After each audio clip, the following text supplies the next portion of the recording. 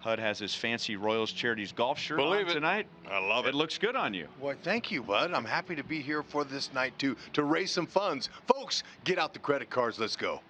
The Royals offense has been very interesting to watch this year because while they're not scoring runs, they're not getting completely shut down. In fact, the Royals are one of the best teams in the American League getting an inning going. But what's happening, HUD, when the Royals get men on base? Well, first things first, that is a good sign. Getting on base, getting them over has been interesting, but getting them in has been a real problem.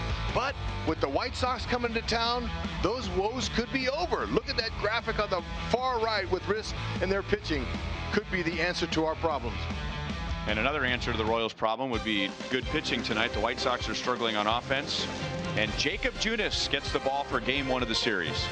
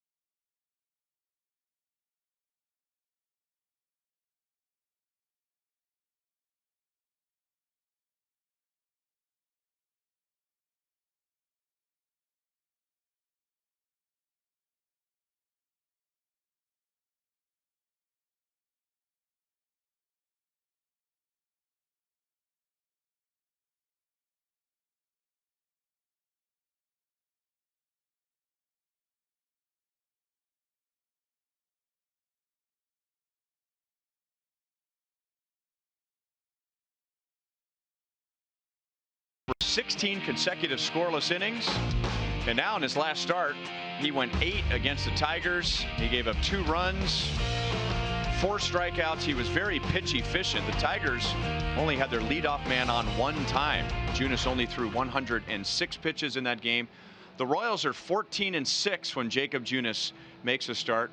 And interesting, breaking down his numbers, he's a good table setter. He is particularly effective at the beginning of a series, and that's where he pitches tonight. Well, Junis, the main thing he brings is confidence to the rest of the players. The position players that drive to the park know they have a chance to win with Junis behind them, and that's what the Royals are looking for. They're desperately looking for some wins, and they've got to go with their guy here. Look, in the first games of the series, this is a good start. 5 of them, 4-1 record. That ERA, that's workable. Just score more than they give you up, and you got it.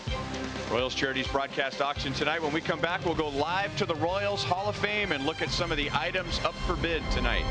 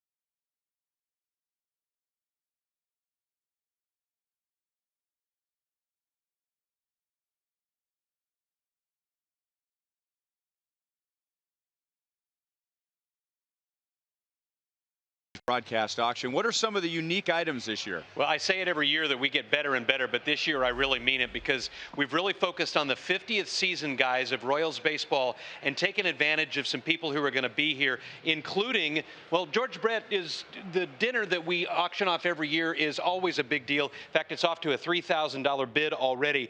But the Beltran Damon die meet and greet on May the 19th is going to be very special. Royals just announced today that those three guys from the around year 2000 that were in the outfield together, Carlos Beltran, Johnny Damon, and Jermaine Dye, we're going to auction off a meet and greet on that May 19th. Also a meet and greet with Salvador Perez and Brett Saberhagen, the two World Series MVPs for the Royals, that same day. And then Bo Jackson, a meet and greet on July the 21st. It's all about meeting these guys and then staying and watching a baseball game.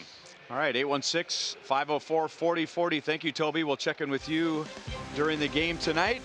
And one of the many things that Royals charities do in Kansas City, and we'll be talking about that during the broadcast as well.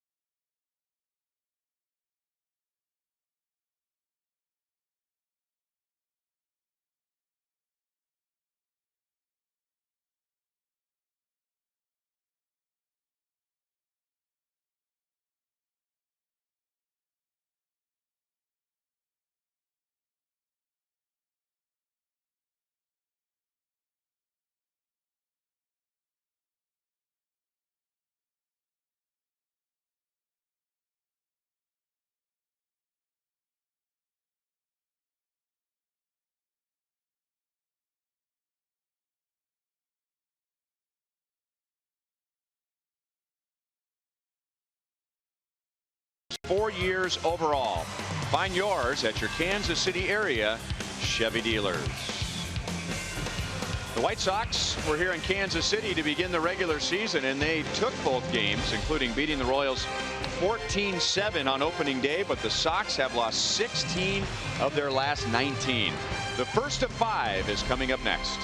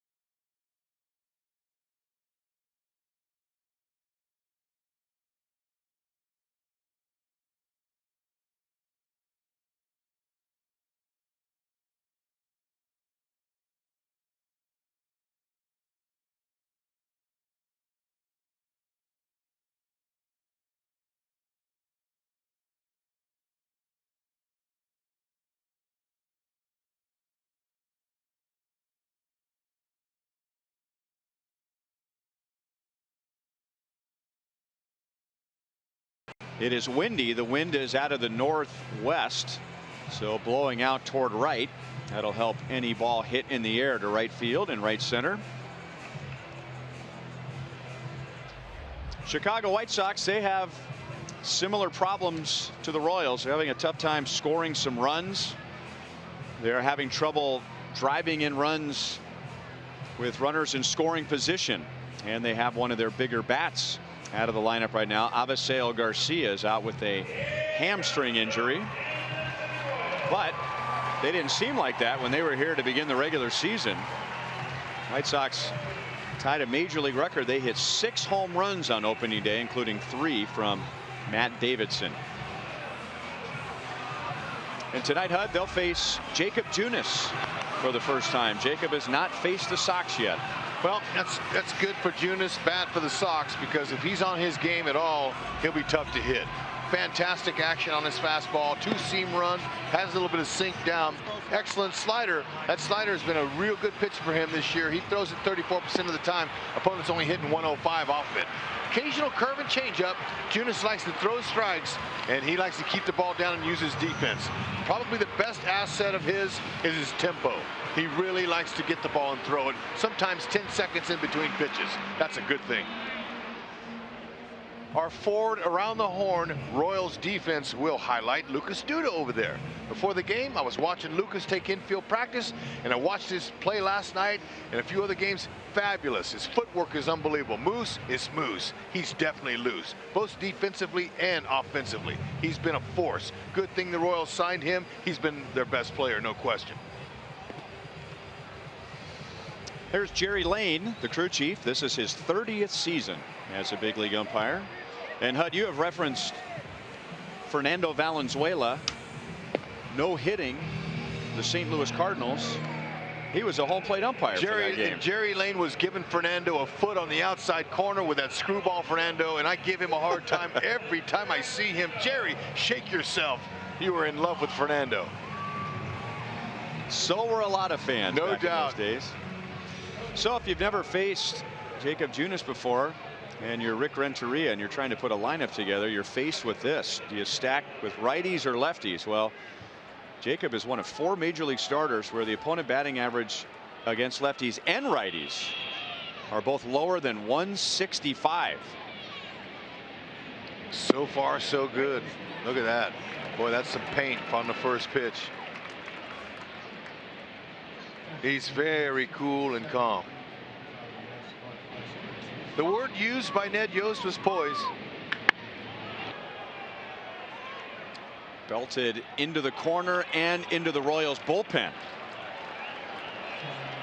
Yoan Moncada has a 10-game hitting streak against the Royals with that home run, and that includes 3 home runs during that stretch. Yeah, kind of a rough start to the season. A lot of swings and misses, a lot of strikeouts, but 2 pitches into the game and he has a home run. Gives him a 10-game hitting streak against the Royals. Now, when you're a player, a hitter, you know that a guy throws strikes and he's coming at you, you're ready for it. Fantastic stroke. Easy swing. This young man right here, at one time he was the top prospect in all of Major League Baseball, but he's a force and one day is going to be a superstar player if health allows. He had a leadoff home run yesterday against Felix Hernandez. 1-1 on Tim Anderson. Good spot. Junis catches the outside corner on Anderson, who has 3 home runs. 2 of those were on opening day against the Royals.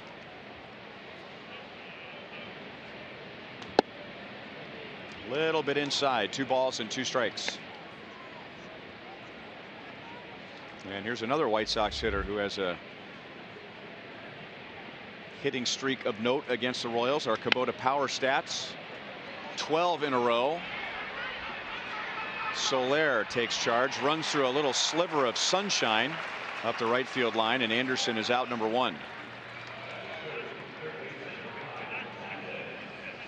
If you're interested in bidding on items for the Royals Charities broadcast auction, the number and the bottom portion of your screen, 816-504-4040.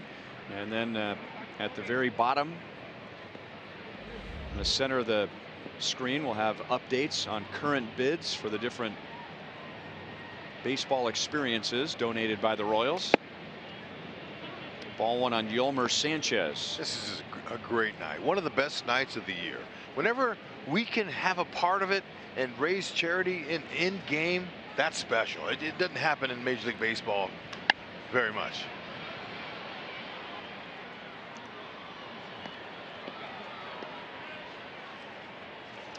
Yolmer Sanchez wouldn't strike you right off the bat of being a number 3 hitter, but I mentioned Avisail Garcia is out, and he has done well hitting with runners in scoring position. So that's his spot for now. Junis will get a fly ball to Gordon, and there are 2 down. Jacob Junis has done an outstanding job of limiting base runners. Arcia drive to success. The Royals' lowest whip, walks and hits per innings pitched in history through the first 4 starts of a season, and Jacob Junis has the lowest whip, ahead of Brett Saberhagen and Edinson Volquez from the championship year. A couple of other Royals Hall of Famers are on that list, Kevin Apier and Paul Splittorff. Junis has walked 5 in 27 1/3 innings. 5. Yep. Now he's a strike thrower, and when offenses see that in the scouting report, they like it. They know, and that's the big difference between the minor leagues and the major leagues. Minor leagues, you know, you saw guys that threw hard, but they were clueless. They didn't know where it was going, so you had to kind of guard yourself from getting drilled. Hit hard, but right to Moustakas. So Castillo is out on a 2-0 pitch. Yoan Moncada homers for the White Sox, and they take a 1-0 lead into the bottom of the first inning.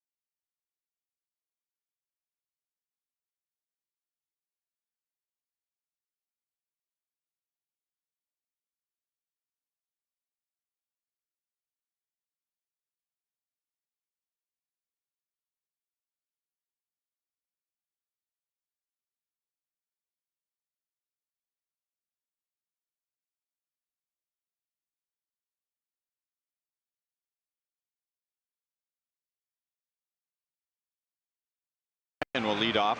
Whit Merrifield is not in the starting lineup for the first time this year, so Abraham Almonte will bat in his spot, and Ryan Goins will play at second base. And the Royals will see right-hander Lucas Giolito, who has a 9 ERA. Interesting. He's only given up 1 home run. He's allowed fewer hits than innings pitched, but HUD's going to tell you why he has struggled. 19 walks in 20 innings. Yeah, and you know what? With an aggressive attack style offense of the Royals, that could be trouble. Or can the Royals somehow find a way to be selective and get to their pitch? That will be the big challenge tonight against Giolito.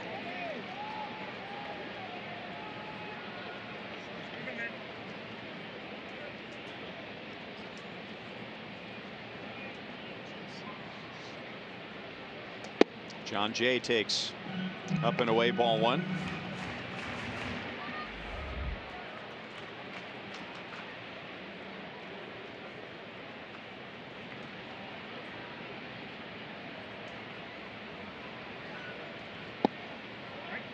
Got the call from Jerry Lane.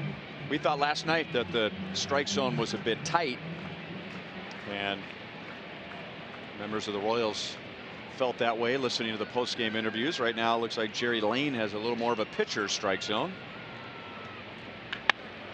Hit hard, and Moncada. I don't know if that's how you would teach it, but with his soft hands he made that difficult play look easy. Oh man, I'm going to tell you what, that was a beauty and not a good sign for the Royals' first hitter. White Sox defense, there they are.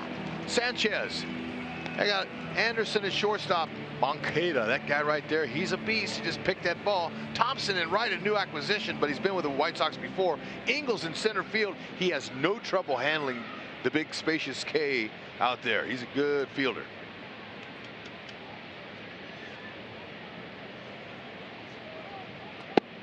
Outside to Abraham Almonte. He did not play in the Milwaukee series.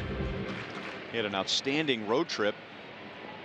2 home runs, 6 RBIs at Toronto and Detroit, including that sonic grand slam. 1 ball, 1 strike.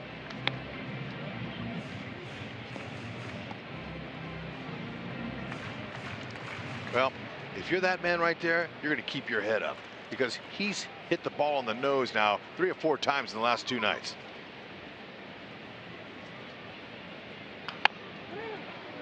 Easy play for Davidson, 2 down.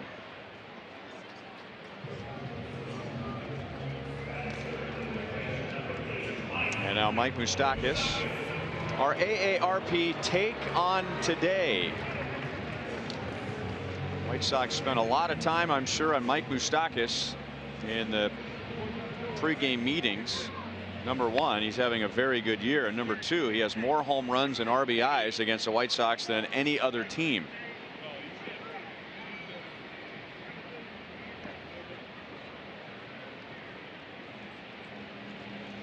And he'll bat with 2 out and nobody on.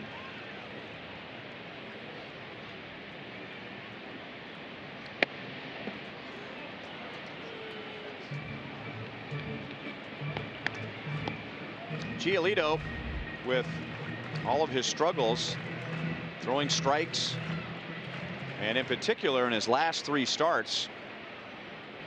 Don't go telling the Royals that. The Royals have seen the best of Lucas Giolito.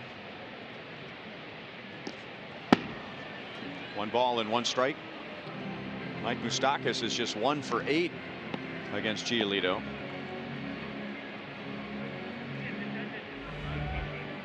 He has made 3 starts against the Royals. All 3 have been quality starts, and his ERA is 2.33 against KC.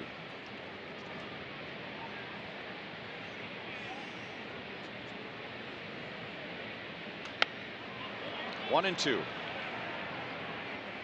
Early in the first 2 pitches of the game, the third baseman was playing him on the grass and even, Yolmer Sanchez. Okay, now he was in here for the first few pitches, and then he backed up and moved over, leaving that whole left side. But I started thinking to myself, I wonder this weekend if we'll see Moose try to push bunt a double down the left field line like he did in a series before that. He's not afraid to do that now. Well, that's probably why he's playing in until 2 strikes. I think they know he will put one down, or at least try to put one down. But what's good about the way he's putting them down, he's not trying to touch it, he's pushing it, and he's trying to get the barrel on it to get it by the third base bag. Just missed a couple of times earlier this season. Out over the plate and drilled to center field. Engel onto the track to bring it down. So there were 2 hard hit outs, but Giolito has a 1-2-3 bottom of the 1st.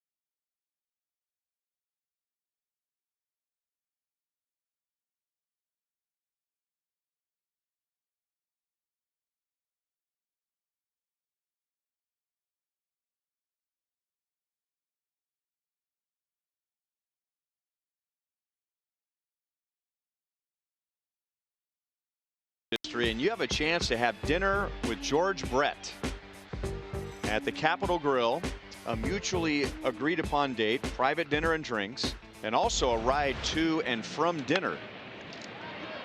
Daniel Palka just called up by the White Sox. It's a pop-up now to Alcides Escobar, so 1 pitch, 1 away for Jacob Junis.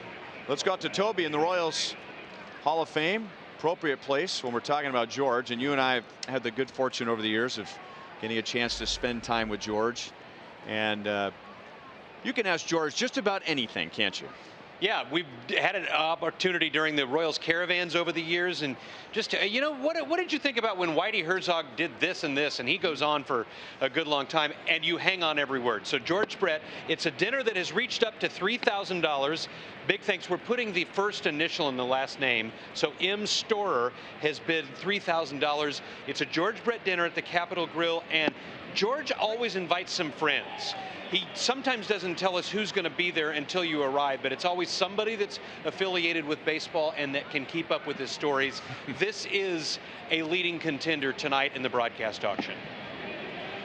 Davidson chases one in the dirt. Salvi goes down to first to complete the strikeout.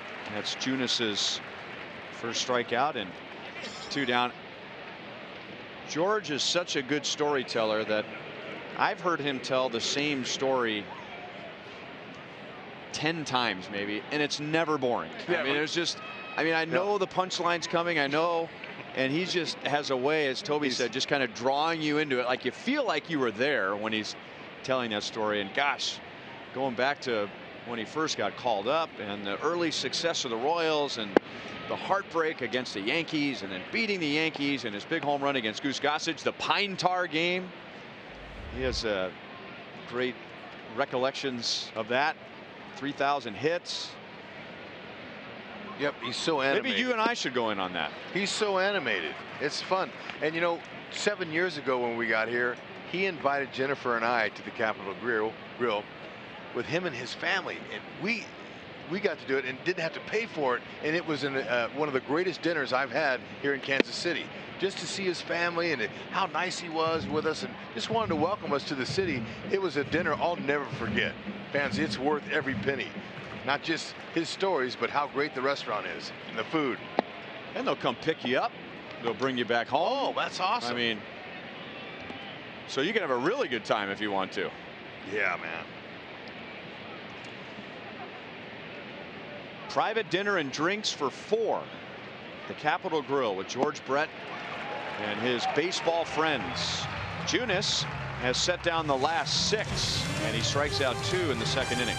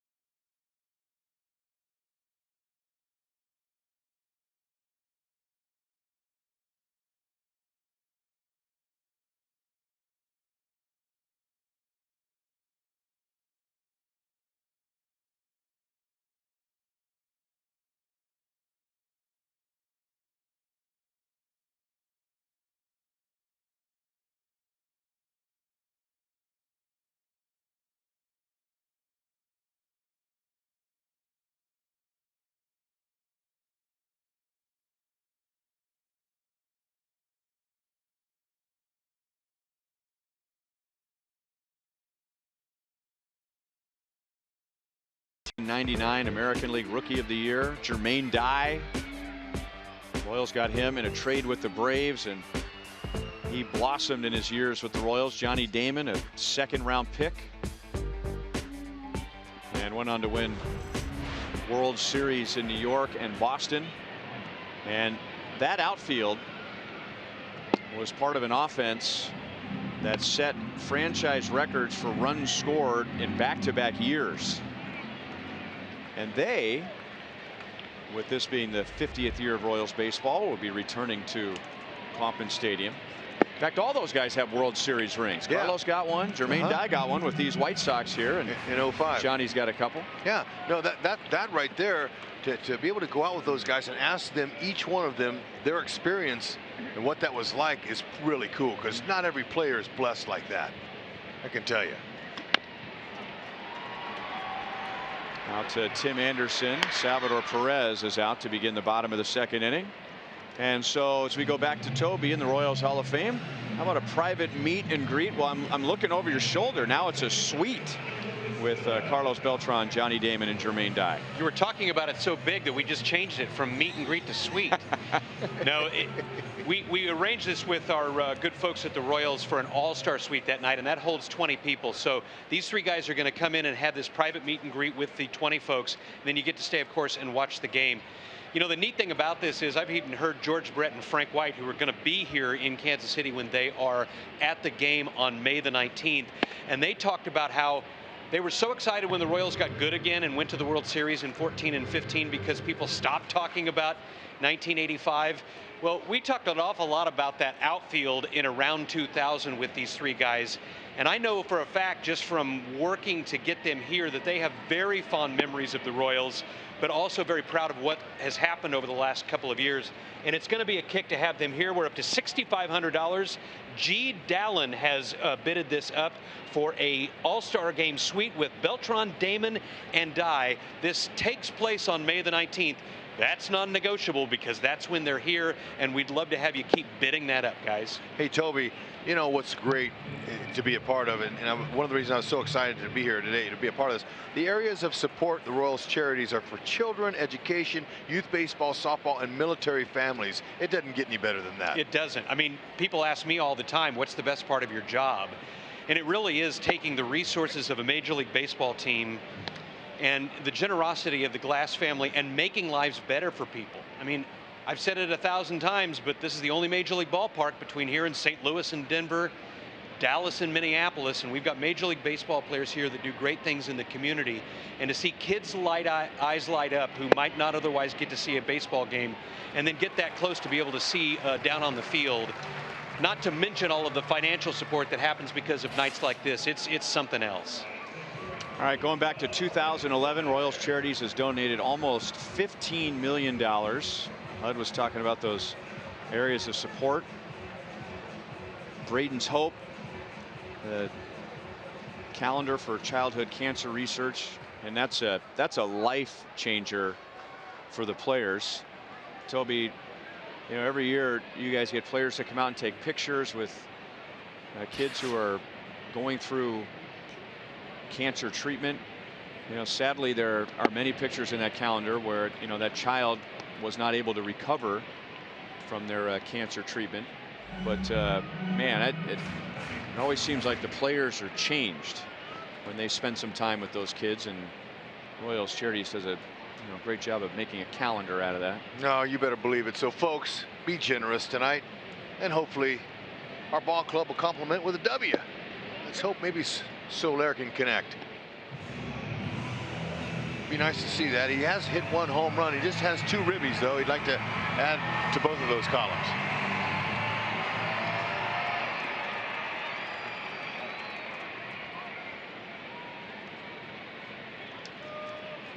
Duda's walk is the 20th given up by Giolito. Up and away, 2 balls and 1 strike. Now, Soler's been pretty much set on pulling the ball, and we knew he was a pull hitter before we got him from the Cubs now, but he hasn't hit a ball to the right side in his last 8 games. So I talked with new hitting coach Terry Bradshaw about that, and he said That is something that he'll have to continue to work on. He's been working on that. You get the little hits to the opposite field, it lets you see the ball longer, and the home runs will come.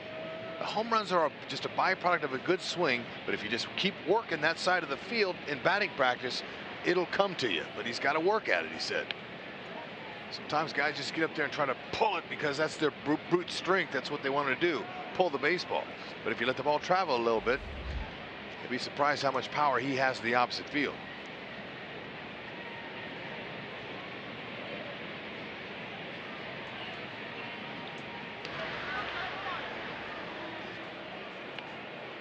It wasn't quite to the opposite field, but he hit a home run to center field last year to a place I've never seen anybody hit a ball, either a Royal or another player. He hit it to the base of Crown Vision, the concrete base. He cleared the 3 walls, and the ball hit that concrete base and bounced back on the field. It took a home run rip, 2 balls, 2 strikes. And what was impressive is the ball didn't get that high off the ground, and from our perspective up here, it looked like the ball had helium in it. It just kind of floated. It just kind of floated on the line, and it was kind of a surreal swing. And to see how far that ball went was amazing. So it's there. Just hoping to see more of it.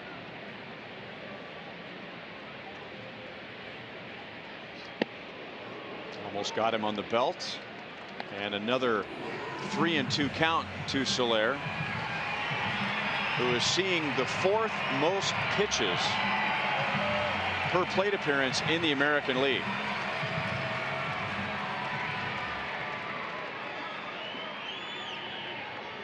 That inside pitch might have been on purpose to kind of back him off and see if they can get him with a breaking ball away.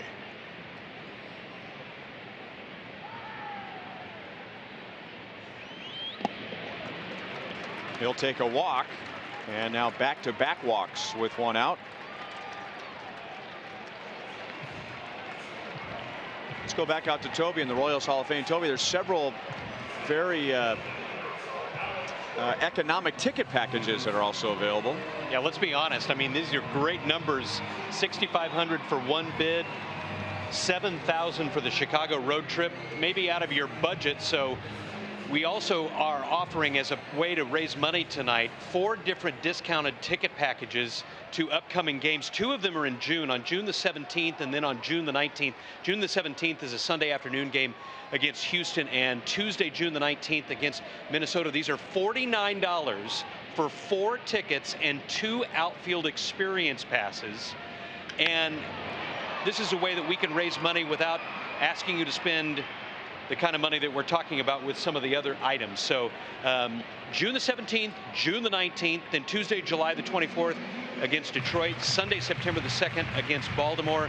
The way that we do this is to have you go onto Royals.com. So you call the number for the experiences, go online for this, Royals.com/broadcast auction. You get a parking pass, the 2 unlimited outfield experience passes, a big deal. And then the 4 tickets all for $49. And that'll help us raise a bunch of money too, quickly. 1-1 on Alex. So those passes mean you can do whatever you want as many times as you want out there. Yeah, there is a lot of the items in the outfield experience, and we are in the outfield experience right now because it goes from the Royals Hall of Fame in left field to Rival Sports Bar and right in all of the games, and some of that area requires tokens, but if you've got a pass and you got a couple of kiddos with you, you can hand them the pass and they can just play and play all day long. Line to right and sinking, but caught by Thompson. 2 down.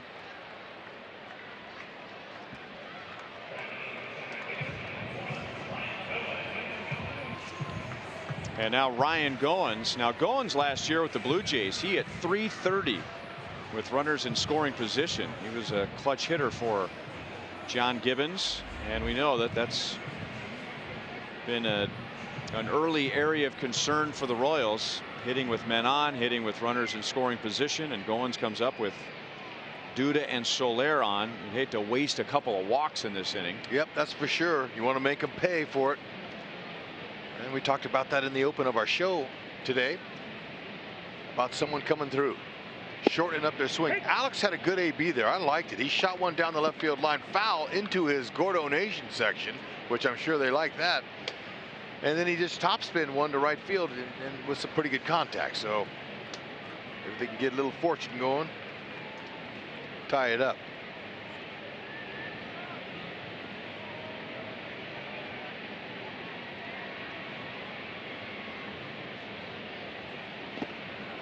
Got him to chase.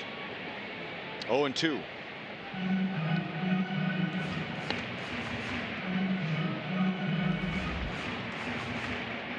Now, getting an inning going hasn't been a challenge for the Royals. They have the second best batting average in the major leagues. They have the second best on base percentage in the American League with nobody on. But with runners on and with runners in scoring position, that batting average takes a big dip.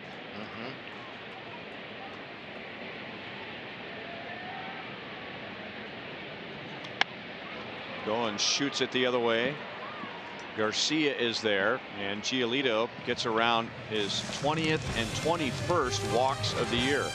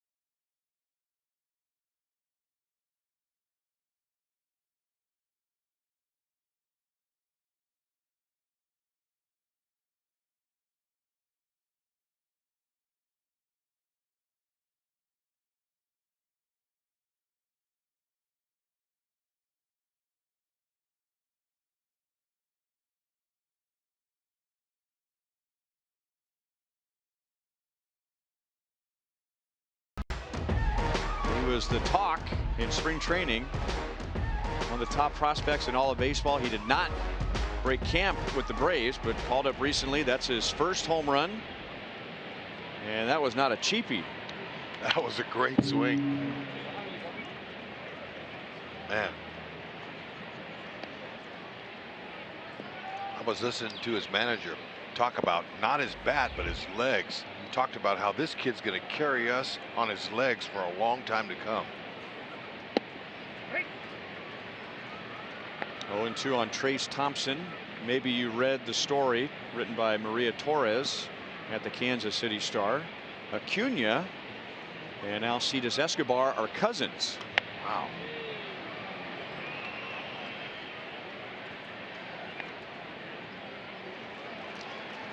So Esky's keeping close tabs, I'm sure. Yeah, I didn't get a chance to read that.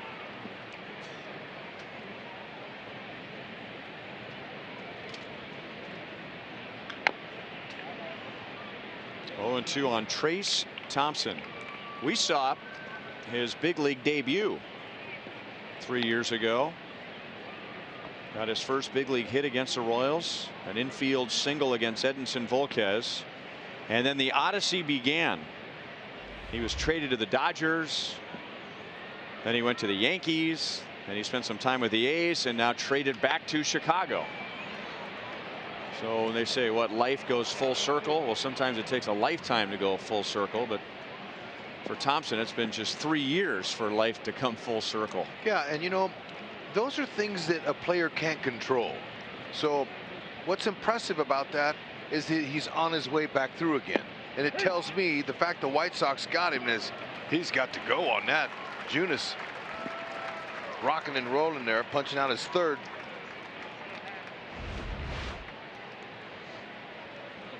University of Kansas Health System injury report update. Avisail Garcia is out with a right hamstring injury, but the White Sox don't expect him to be out very long. So he's out of the lineup. Jose Abreu is getting the night off. So that's two big bats that the Royals don't have to worry about tonight. Adam Engel takes a slider for a strike.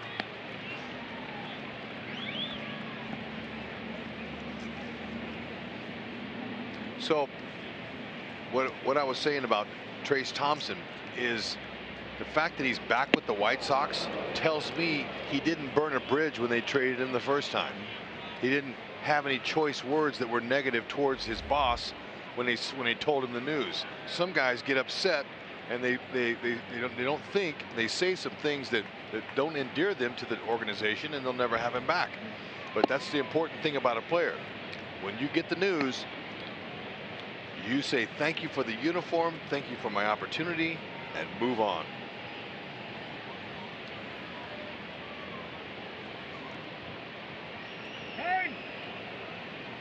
And there were some pretty big names that were involved in the first trade with Thompson going to the Dodgers. That's how the White Sox got Todd Frazier in a 3-team deal with the Reds. Duda brings it down. 2 away in the 3rd inning. So Junis gave up the home run to Moncada, who's coming up right now, and now he has bounced back from that, setting down 8 in a row. Ooh, man, that's some 112.1 miles per hour exit velo. Short, compact swing, level, not an uppercut. That's where you develop backspin on the baseball and get that hit speed. Just like that. Now he goes the other way. His favorite player as a kid was Robinson Cano, and he's a switch hitter, but from the left side of the plate. He used to relax his hands a little bit more at the plate like Cano does, and he made a very Robinson Cano type play on that hard ground ball hit by John Jay in the 1st inning. There's no doubt about it. He's extremely talented. And last year when we saw him for the first time, he kind of reminded me of my teammate, Hall of Famer Tim Raines, except Moncada is bigger. He's taller.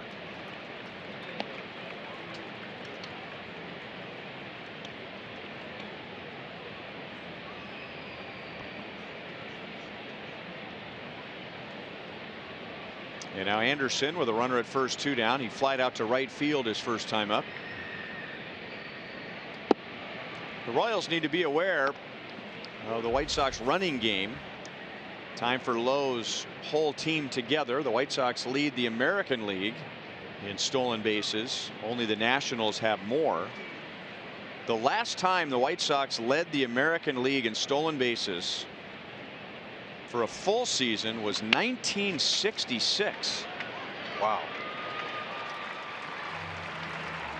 Junis has retired 9 of the last 10. The White Sox lead 1-0.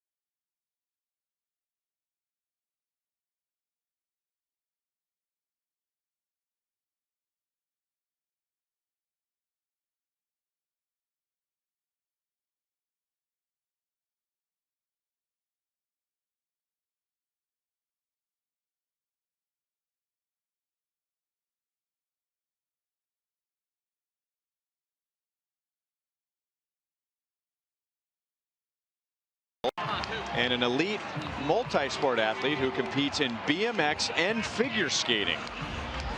When she was 7, she created Kenna's Cuddles, an initiative under which she packages and delivers stuffed animals, coloring books, and other items to patients at Children's Mercy Hospital. She took it upon herself to start this program and has since donated over 250 packages to children. So she is sitting in the Buck O'Neill legacy seat at tonight's game. How about opposite ends of the spectrum there? BMX and figure skating. Well-rounded, but I can tell you, if she's sitting in that great seat right there at this age, she's going to be sitting in it again sometime in her life. Her heart's as big as her smile. Way to go, McKenna. Eske gets it past the diving Sanchez, and then Anderson can't field it cleanly. That's got to be a hit for Eske.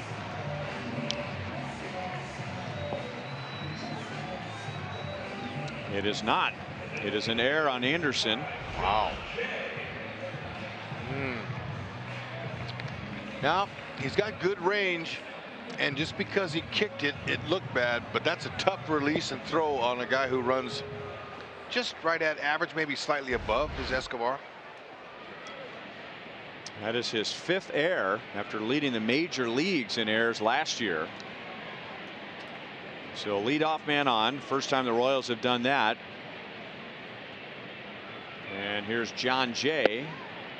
And he takes a strike as we head back out to check in with Toby in the Royals Hall of Fame. Hey guys, in our Royals broadcast auction, we are showing off the bids to the Royals Hall of Fame special location here with the items that we have up for the George Brett dinner, the suite with Beltran, Damon, and Dye. And we want to tell you about this next one now, which is the 2 most valuable players of the World Series. We've been to the World Series 4 times. We've won it twice. That means we have 2 MVPs. And Brett Saberhagen, who was the MVP of the 1985 World Series, is going to be here at a part of that Legends Night on May the 19th. And we're going to give you an opportunity to have a meet and greet with the 2015 MVP, Salvador Perez. You'll meet them before the game. We'll also take a professional photo with your party and these 2 with the Royals World Series Championship trophies.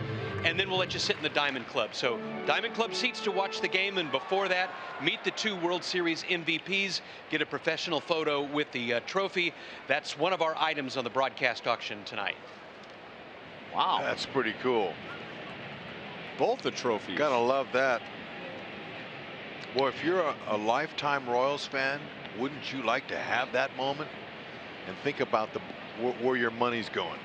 143 organizations received funding from the Royals charities last year alone. In Kansas City, they take care of their people. It's beautiful. Let it go, Salvi. Escobar runs, and Jay hits it right up the middle. Anderson was on the bag. At least second base umpire Vic Carapazza says he was on the bag. The Royals are not so sure. But that's the first thing a hitter wants to avoid on a hit and run, is keep the ball out of the middle of the infield. Uncle on the buzzard luck. Look at that. Oh, he also tagged him. Yeah. I mean, that's. Oh, whatever. You know, nice play by Anderson, though. You know, just showing the athleticism that you have to play in the middle of a diamond on a big league team.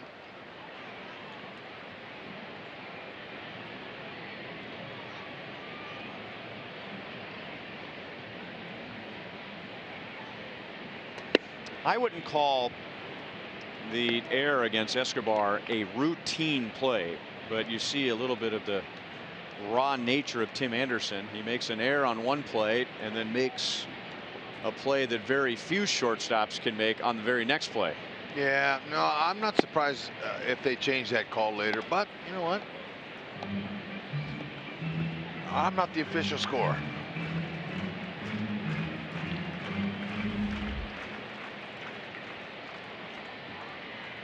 Almonte grounded out to Davidson at first in the first inning. They talk about a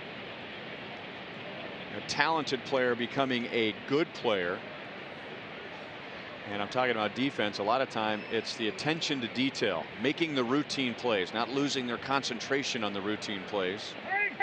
Most of them could make the really good plays. That's why they're here. But sometimes the errors are the result of just losing concentration and focus on a routine play. Yeah, and you know, obviously he showed them enough upside to where he garnered a huge contract from them, long-term deal, as they saw his athleticism. But in the big leagues, you're a shortstop, you make that play 10 out of 10 times, almost. Sometimes 9 out of 10, but any routine plays like you're talking about, those must be made. He got a 6-year extension in spring training last year with very little major league experience.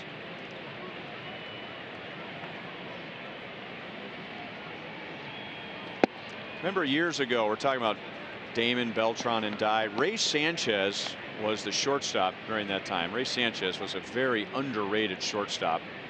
Denny Matthews would tell you he was one of the best shortstops he ever saw. I asked Ray Sanchez one time, what makes Omar Vizquel so great? That's when Vizquel was starting to pile up the gold gloves. Almonte slashes it foul. And Ray, I thought, had a great answer. He said he is flashy and consistent. And I think what he was saying is there are a lot of shortstops who are flashy, but they're not consistent. And there are a lot of defenders who are consistent, but they're not flashy. They can't make the above average play. So when you're talking about that type of player, trying to talk that ball down, doesn't happen. It brings me memories of Ozzie Smith. Same type of skill set.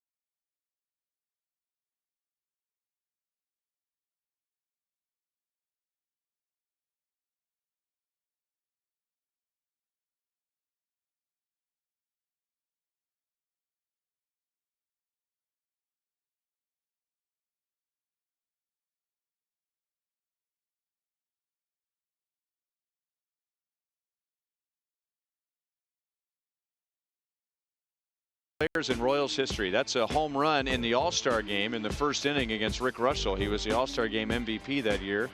There's a great play he made at Yankee Stadium, tumbling at Fenway Park, running up the wall in Baltimore. And you can bid for a private meet and greet with Bo Jackson.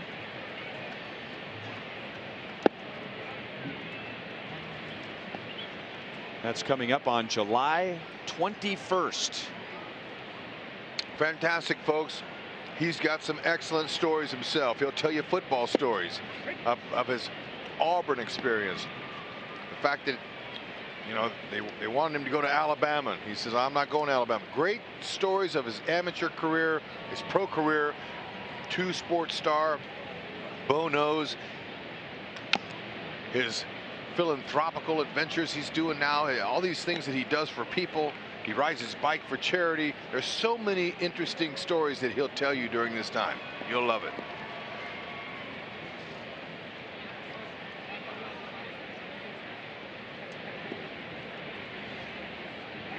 Yolmer Sanchez, followed by Wellington Castillo and Daniel Palka. Those are the 3, 4, and 5 hitters for the White Sox tonight, with Abreu and Avisail Garcia out. 2 balls, 2 strikes. Let's go out to Toby. Hey, Ryan, you know, I was lucky enough to be at the game where he hit his first home run, Bo Jackson, here at, I guess, then Royal Stadium. And I was way up in left field in upper deck. And it was though it were just right next to your ear. It was unbelievable. 1 out here in the 4th inning. Good play-by-play, Toby. Thank you. I had to throw it in there, or I didn't know whether I would keep my thought. That's your 1 play-by-play of the year. That, well, keeps our streak alive. I should have made it a bigger deal. There's a pop-up to Alex Gordon, and he caught it. I saw the first home run for Bo Jackson. Then he was here when I was working for the Royals a few years ago. Guys, there was a buzz in the air. It was like people sensed that Bo Jackson was in the stadium. He's going to be here on July 21st, a part of our celebration of 50 seasons of Royals baseball, and it's one of the items on the Royals broadcast auction that we are showing you here in the Hall of Fame. This is on July the 21st, and it's up to $3,100. Now, we try to be flexible with you on these experiences, but we need for you to be flexible with us on our experiences this year, because these guys are here for a specific day. We've got the meet and greet with Beltran, Damon Dye. It's already up to $7,000. The meet and greet with Salvi and Brett Saberhagen at $3,000. Those guys are going to be here on May the 19th, so that's when we're doing it. The Bo Jackson meet and greet is on July the 21st. Wellington Castillo homers into the White Sox bullpen, and Chicago has 2 home runs tonight, and they have a 2-0 lead.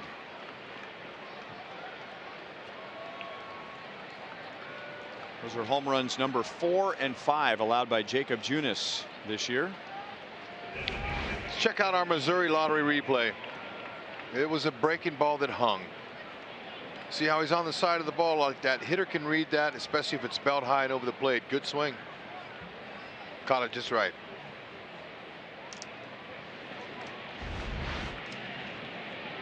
And now Daniel Palka. He popped out to short in the 2nd inning.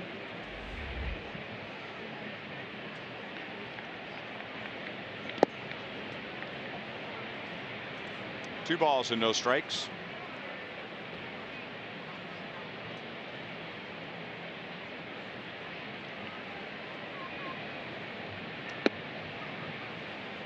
Junis winds up, and as a pitch is coming in, Palka, who's had big power numbers in the minor leagues, he winds up too. And that's the idea. Pitch softball swing. But that's the idea. And that's what you do in soft toss. You know, when you're sitting next to the guy about 5 feet away and you got a net and you're hitting it, and when you take your hand down and back, that's simulating a pitcher in his motion. And then when you feed it to him, when you see that hand go back, then your hands go back. So that's the importance of soft toss, to simulate a pitcher throwing the ball.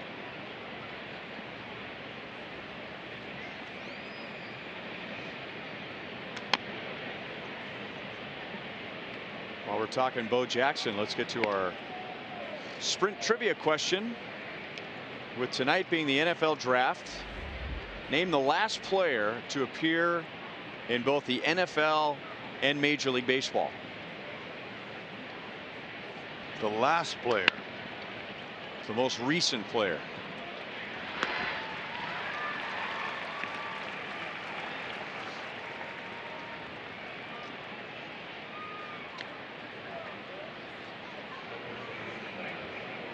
That's what I was thinking. There's an in the house connection if that. Well, we have 3 strikes. Let's just run it out there right away. Go ahead. Brian Jordan. Brian Jordan. No. BJ was my teammate in '92 for the Cardinals when he was playing for the Falcons.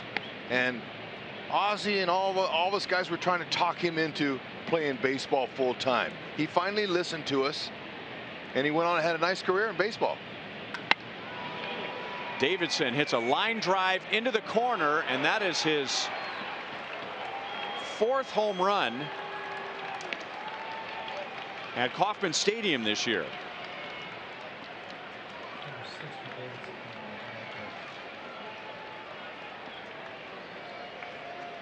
So the White Sox have 3 solo home runs against Junis in 3 2/3 innings. They're not missing mistakes. And you know, that's just, it's elevated and it's in, and he got the head out ahead of the bat. Strong. Elevation was the issue on that pitch. Now 1 hop to Moustakas.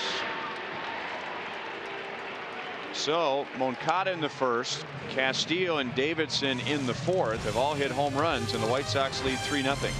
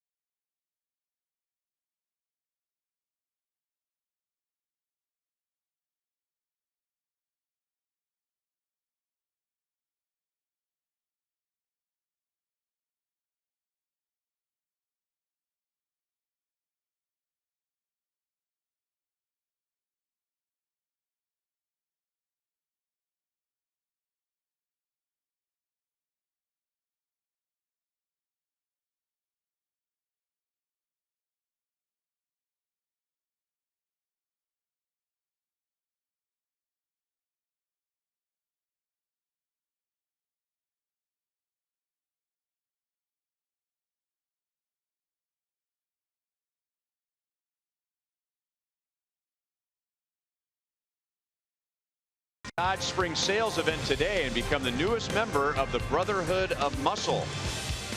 And by Steel Outdoor Power Equipment. Pick your power, fuel, or battery with Steel. Search STIHL. Lucas Giolito has a 3-0 lead. Curveball bends in for a strike. His catcher, Wellington Castillo, hit the first of 2 home runs in the 4th inning. Then 2 batters later, Matt Davidson homered. Yohan Moncada homered in the first. Giolito is not allowed a hit yet until now. Mike Moustakas is 1 for 2.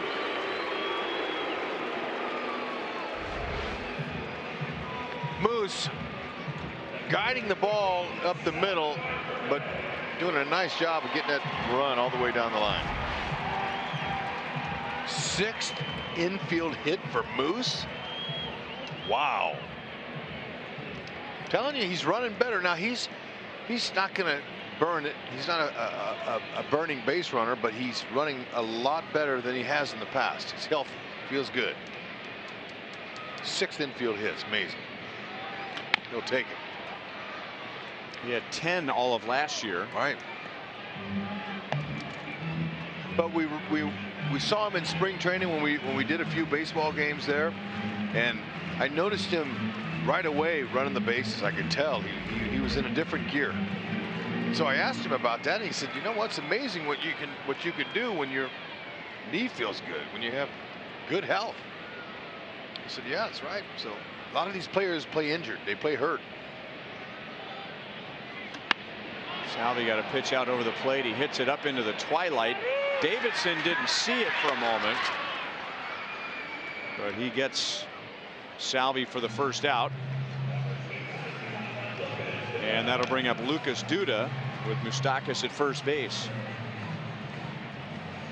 All right, so charities auction, Royals charities auction, and we were approached about lunch with the 2 of us at McCormick and Schmick's. Yeah, I was a little bit flattered by that, thinking that, isn't it a charity to raise money? I mean, Right. why would they have us? But you know what? I started getting pumped up. And when I saw over $2,000 offer for that, that really fired me up. But you know what, folks? Come on. We need a little bit more ego support, Rhino. Well, let's Come on. We can do better than Is that. Toby out there? I'm ready for you. So I think we need to clarify, Toby. Is that the Royals are paying somebody $2,500 for that lunch, or has someone actually agreed to pay $2,500? When we say lunch and when we say paid for, then we kind of snuck it under that Rex was actually buying the whole thing, and that we're not making any money at all at Royals Charities. No. Hey. This is a lunch with you guys at McCormick and Schmick's, and I fully expect it to blow away all the other bids tonight. But you're very nice because this includes not only the lunch, but then they get to kind of follow you out to the ballpark, watch a little batting practice, and watch the game in the Diamond Club that night. Oh, well, I didn't know about that. Well, yeah, we had to sweeten it a little bit. No, I didn't agree to that. Wow, Wait a minute. That changes the whole deal now. I like it. That might be worth it. So, and looking on the board there, Toby, it appears that a city in California, the Chamber of Commerce, pulled together. Ojai, that's a city in California, isn't it? Yeah, I think this is somebody's desire to go nameless, but that's the same bidder for George Brett. Yeah.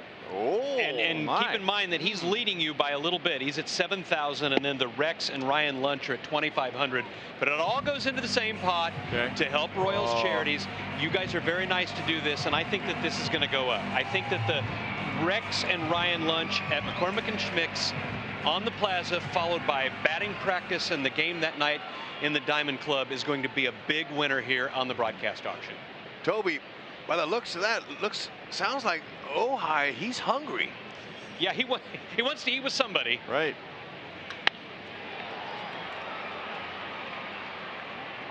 Garcia is out in left field. Moustakas tags and holds. And there's two down. Toby, give us another update on those $49 ticket packages. You bet. So this is a really great deal. 4 tickets, 2 unlimited outfield experience passes, and a parking pass for $49. The screen, you can see the dates. Sunday, June the 17th, that's a day game. On Tuesday, June the 19th against Minnesota. Tuesday, July the 24th against Detroit. Sunday, September the 2nd against Baltimore. That's also a day game. And this is the deal of the year. 4 tickets, 2 outfield experience passes, and a parking pass for $49, $110 value. This is the way the rest of us can help with the Royals Charities broadcast auction tonight. So give us an idea, Toby, the unlimited passes out there. What are all the different things that not just the kids, but the adults can do over and over again if they have those unlimited passes? Well, we've got the putt-putt golf, and we've got this carousel. We also have the speed pitch. We have the batting cages, and they all take tokens. If you've got the outfield pass, that means that your kiddo can play all game long, and it's a great way to spend the day. And when we renovated the stadium in 2009, we made it so that people who also like to pay attention to the game can do that. They can watch their kids play, and they can also pay attention to the game. So the outfield passes, that's a fun incentive for people. And you know, $110 value is one thing, but those passes will help a lot. Heads up, Toby. Soler hits it into the White Sox bullpen.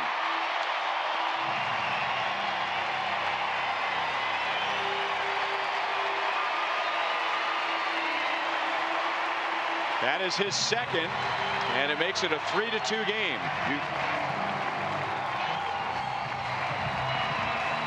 That's right.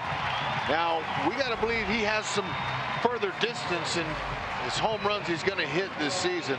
But our Jeep drive of the game will show you a real nice, powerful, compact swing. Wow. I mean, that was it was a skyscraper. There's no doubt about it. But that'll double his RBI total on the season from 2 to 4 now, and the Royals are right back where they want to be. Get in it. You know, that was dangerously close to another leadoff man on to get the inning going and not getting anything out of it. But Soler picks up the Royals with a home run. The Royals had been 0 for 5 with men on base, continuing a theme of this first month of the season. The Royals get a big hit with 2 outs.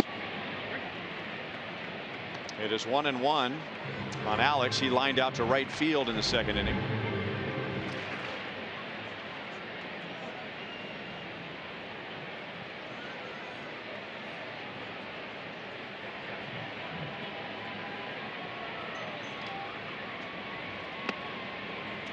2 balls, 1 strike.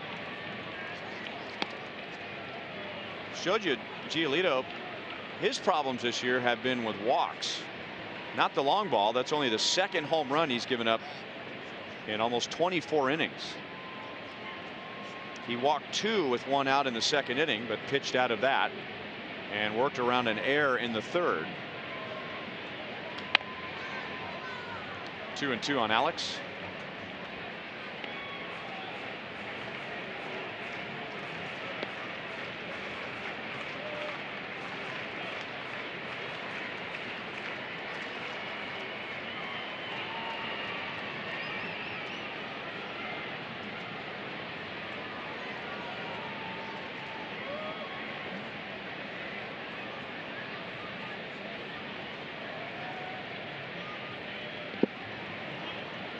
Full count. Ryan Goins is on deck.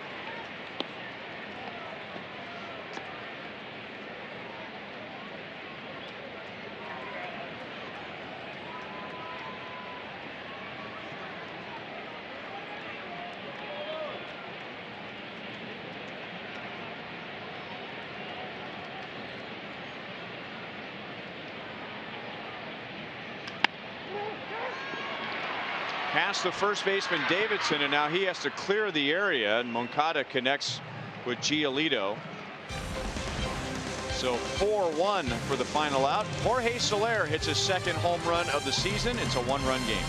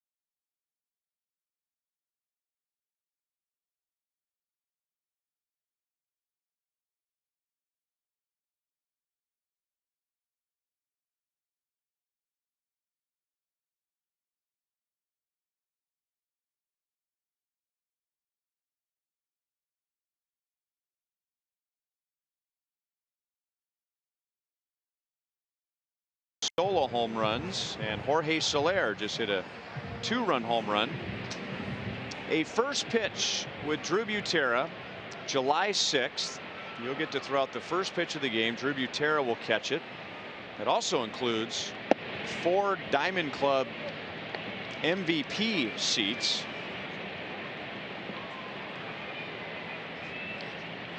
And this will be a lot of fun. Thompson skies it deep to center field, and that is home run number 4 for the Chicago White Sox. All solo home runs. For Thompson, that's his 2nd. Jacob Junis had allowed 3 home runs in his first 26 2/3 innings, and he's given up 4 tonight in 4+ innings. What is it about the White Sox that love to hit home runs here at the K? But I didn't know Thompson had that kind of pop. It is so difficult to hit a home run in this ballpark, especially to that place where he went. Whoa, he got all of it. And now Engel bunts, and Salvia let it roll foul. This is the 3rd game that the White Sox have played at Kauffman Stadium this year, and they've hit 11 home runs. 11 home runs in 3 games, covering 23 innings. So they're hitting just a fraction under 1 home run every other inning. Wow. Matt Davidson, remember he hit 3 on opening day, tying a major league record.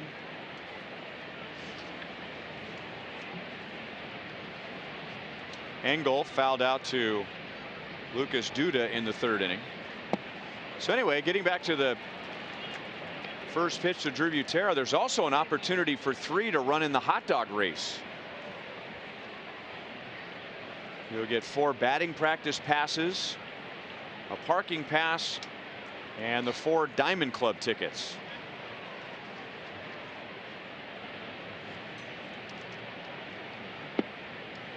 One ball, 2 strikes.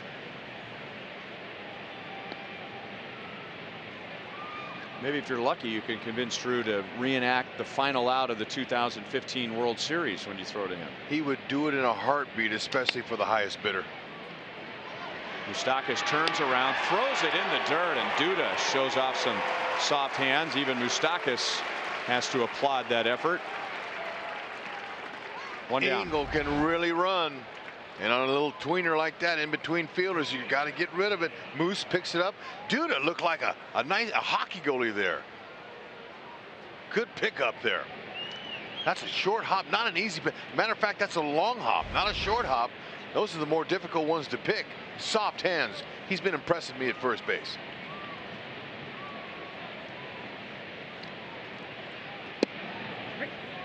And a low strike on Moncada, who opened the game with a home run to right.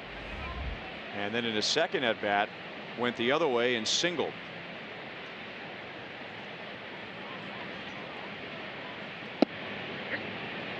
No balls, 2 strikes.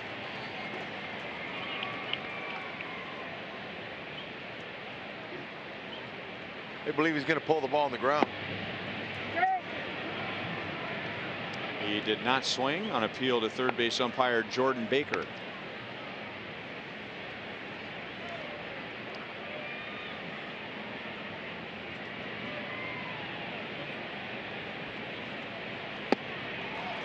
And Junis comes back and strikes him out. That's Jake's 4th. 2 down. Let's go back out to Toby. Hey, Ryan, you don't know how many times we've been approached over the years. How do I get to run in the hot dog race? And so that's what is really fun about this one. Drew Butera, you're right. He can reenact that last out of the 2015 World Series with you on a first pitch, and the bid is up to $2,700 from Jay Reed. You also get the hot dog race. So here's what you do. You say, hey, guys, I'm going to throw out the first pitch that game, and then you 3, you get to run in the hot dog race. Or if you're dying to be relish, then you can have your friend throw out the first pitch, and the other 3 of you go into the hot dog race, plus Diamond Club seats. This is a date-specific event. It's July the 6th, and we need this bid to come up. Jay Reed, thank you. We're at $2,700. That's a fun one here at the broadcast auction.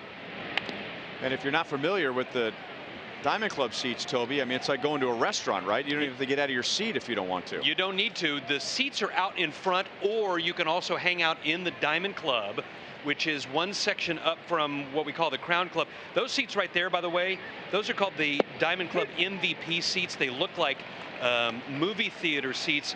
And there's an item that's coming up where we're going to include Diamond Club MVP seats as well. But you get to be in the Diamond Club, you get to watch batting practice, and you also get to run in the hot dog race and throw a first pitch. That is a great deal. 5 strikeouts for Junis, and the White Sox hit another home run.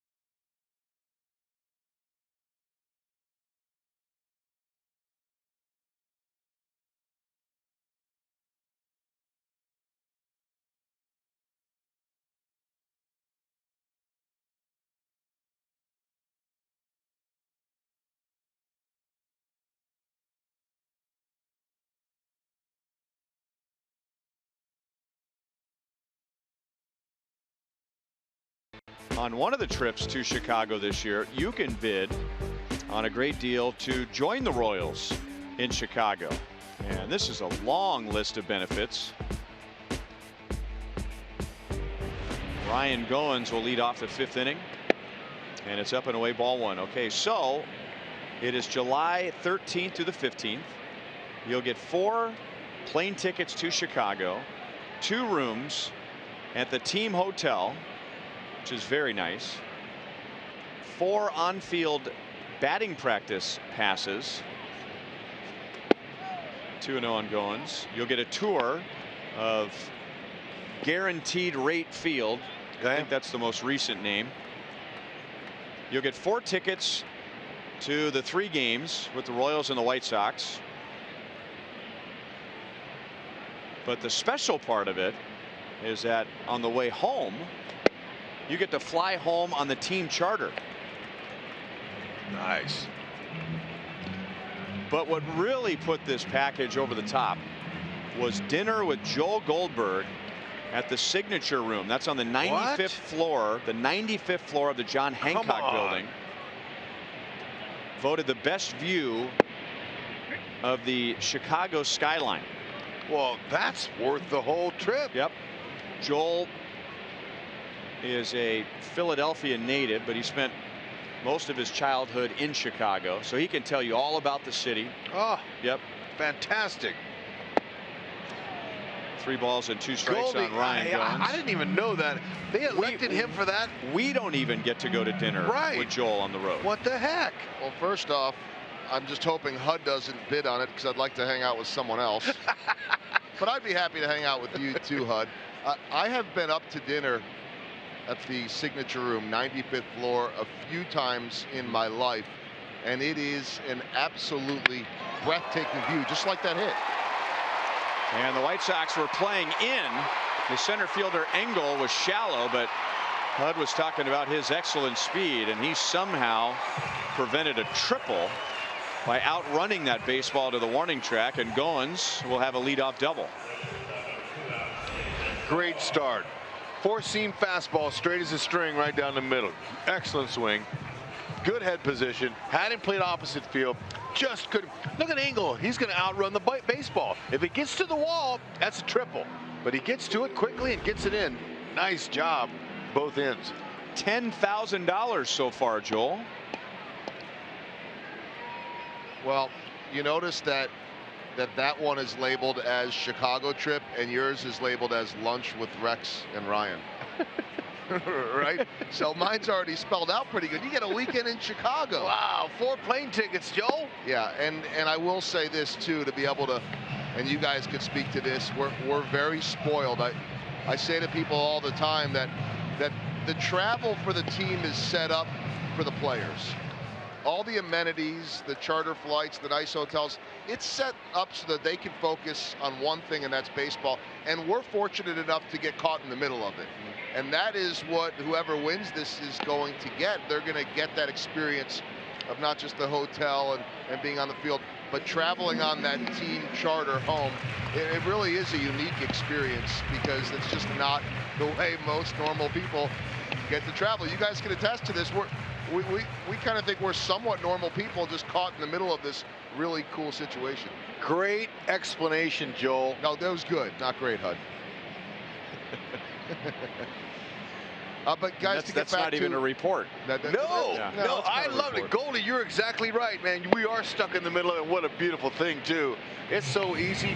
You know, they bus you up right underneath the airport, or right on the airplane, and then when you get off, you just get off and get in your car and go home.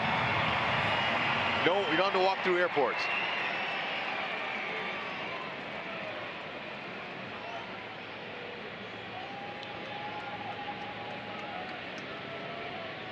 Escobar is trying to at least get Goins over to third base. Royals again get a base hit to open the inning. We got a leadoff single from Moustakas last inning that turned into a 2-run inning, and now a leadoff double in the 5th.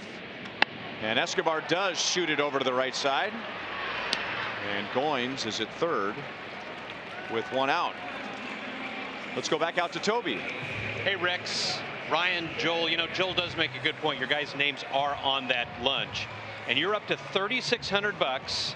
So that's good. Jay Earl, thank you. The Chicago road trip that you were talking about, which culminates with the flight back on the team charter. That means you're going to be hanging out with Royals players and maybe some coaches. That's at $10,000. It's been there for a while. That's our highest bid so far, but we'd love to see that go up. George Brett dinner, $7,000. Suite with Beltran Damon Dye, $7,500. The Salvi Saberhagen meet and greet at $4,000. Throw to the plate, and Goins is out. Well, we were just talking about Tim Anderson a couple of innings ago. That is not an easy play. The Royals will take another look at the replay. And that's the infield's not even in. Goins hesitated, making sure that the ball got by the mound, and the presence of mind for Anderson. I mean, I think 9 out of 10 times in that situation, Hud, that the play is to first base, but he came to the plate. And now I'm interested in seeing what the Royals think here. Did Goins get underneath that tag? They will not challenge. No, had Goins left on contact, it would have been uncontested. But he hesitated, and after you hesitate on a play like that, you're better off staying there. But he got a late break.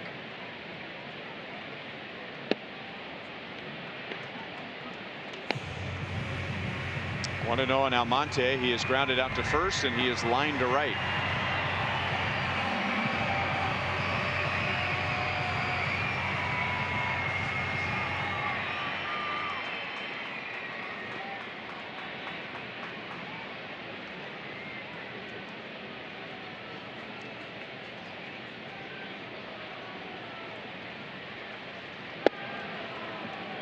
One and one on Almonte.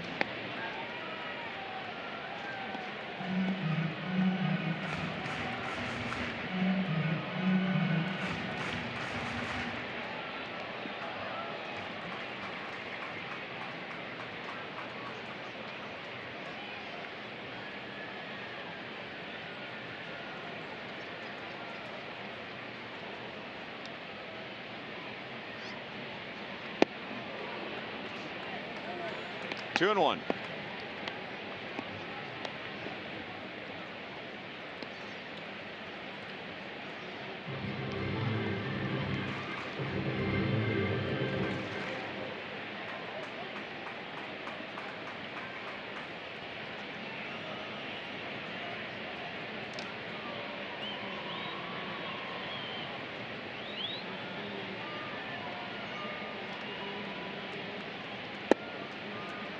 Three balls, one strike. I'm thinking about that play with Goins, and clearly the contact play was not on because he didn't go on contact. And from his vantage point, it's easy for us from behind home plate, but from his vantage point, it is more difficult for him to see how close that ball is to the pitcher. And I think he was clearly waiting to make sure that the ball was going to get by the mound. I mean, see, from here, it's clear it's going to get by the mound, but from there, he doesn't have the same view of the depth or the distance between the two. See, he's freezing, get back past the mound, and then Anderson had the presence of mind to come to the plate. Well, just like I said, there was a couple of seconds that passed before he even broke. You got to stay at third. But you're right. He was seeing it through. Jay is running, and Almonte is out on strikes, so a leadoff double does not result in a run. And at the end of 5, Chicago leads 4-2.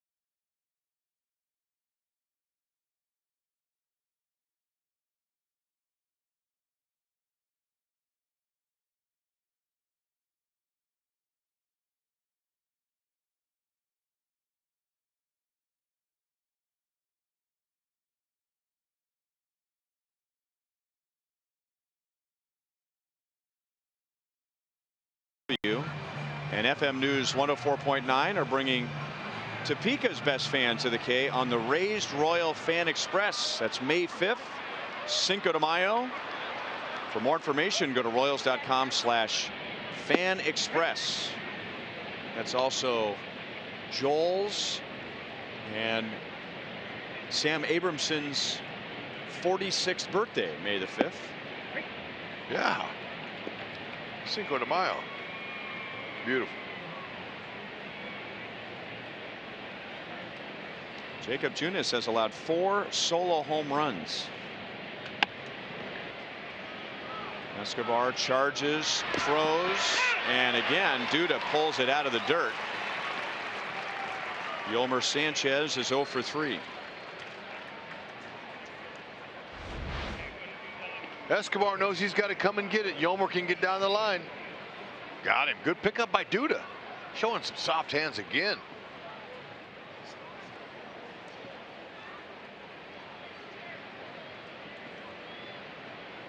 Just barely. That's the bang bang play.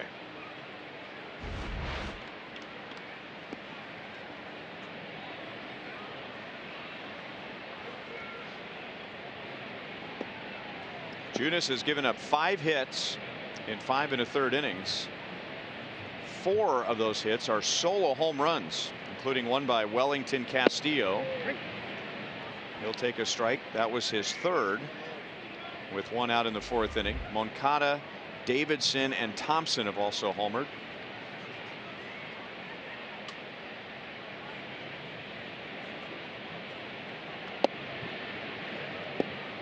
One ball and 1 strike.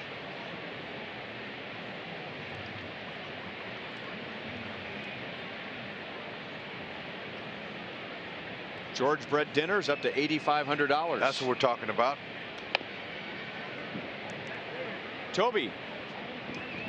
Hey guys, in addition to George Brett getting there and then the Chicago trip being at 10,000, we've got those ticket packages that we really want to pump up, and we've got plenty left in the annual Royals Charities broadcast auction.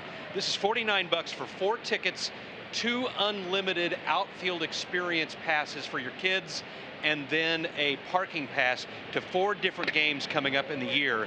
And I'll list them real quick. Sunday, June the 17th, 1:15 against Houston. I had said the Twins earlier, but that Tuesday, June 19th game is against the Rangers. That's an evening game. Tuesday, July the 24th against Detroit in the evening, and Sunday, September the 2nd, 1:15 versus Baltimore. The 2 outfield experience passes almost worth the whole thing because the kids can just play all day long. Those 4 different dates. That's how we sell a bunch of money and raise a bunch of money for Royals Charities. $49 for a $110 value. If you call the 816-504-4040 number for the experiences that we've been showing you, you need to go online to royals.com/broadcast auction for these ticket packages. So here's what that looks like, Toby. You know, mom and dad can come to the game, bring 2 kids, right? Yep. Or, you know, a couple buddies might want to go to the game and each brings a child. And if the kids get antsy, just cut them loose in the outfield experience. You can sit and watch the game, and they can do the speed pitch. They can see how fast they can throw. They can go around in the merry-go-round. They can. Do they still have the running lanes out there, Toby? They do. Or you can race each other out there, and what a great idea. And then when the kids get worn out, make their way back to their seats. And all that for $49. $49, and we're doing it 4 times between now and the end of the year. Yeah, you know, I think that's a great opportunity for dads to take their kid, get together, give mom a break, take them out, come to the ballpark. That's cheap. Wear them out. Exactly. We talked about the Braden's Hope calendars, also the Royalty Fields program, which has now gone into 7 states, hoping to refurbish youth baseball and softball fields. 143 organizations received funding last year. That included $70 grand to rebuild Giordano Ventura's childhood field, and that involved Royals minor leaguers this past offseason, going back there and seeing where Giordano grew up, going to its grave site. Incredible outreach there. That skips by Salvi, and Castillo moves up to second base on a wild pitch. Yeah, and last year Royals Charities donated $2.3 million in grants just in the Kansas City area. Look at that. Nice. Those are some of the schools.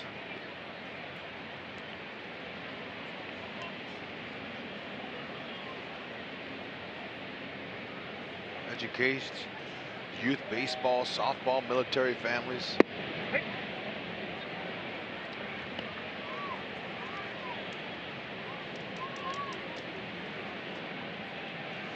So you'll be making a contribution to that and enjoying one of the great experiences up for bid, or those great $49 ticket packages.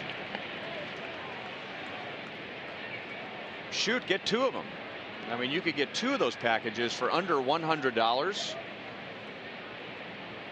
And, you know, 4 adults and 4 kids running around in the outfield experience. That's right.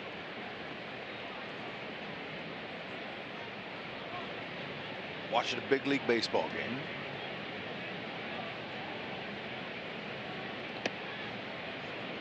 Three balls and 2 strikes on Palka.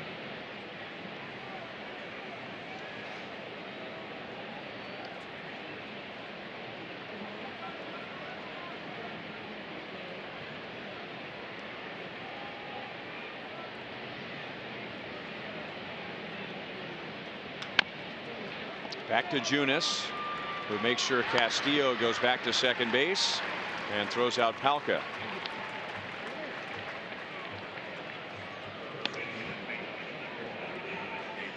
And now Davidson, who has hit 6 home runs, 4 of which have been here at Kauffman Stadium.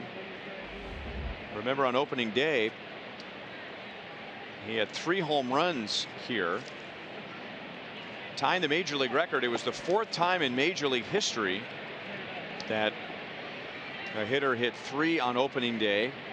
3 of the 4 involved the Royals. George Bell in 1988 hit 3 here. Tuffy Rhodes, playing for the Cubs, hit 3 on opening day at Wrigley Field in '94. Okay. In 2005, the Royals were in Detroit, and Dimitri Young hit 3 home runs. And then Matt Davidson here on March the 29th. And the White Sox as a team tied the major league record by hitting 6 home runs, tying the 1988 Mets. 0-2 on Davidson.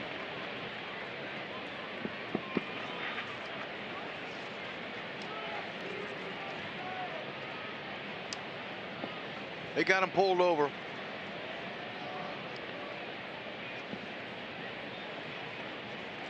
They know he's going to pull it.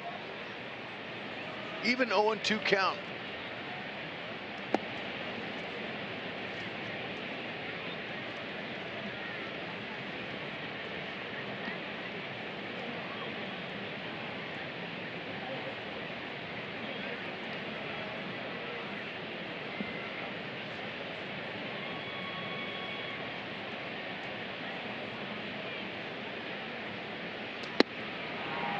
Slider's a little bit high. Salvi actually wanted that pitch down and away, and it hung up out over the strike zone.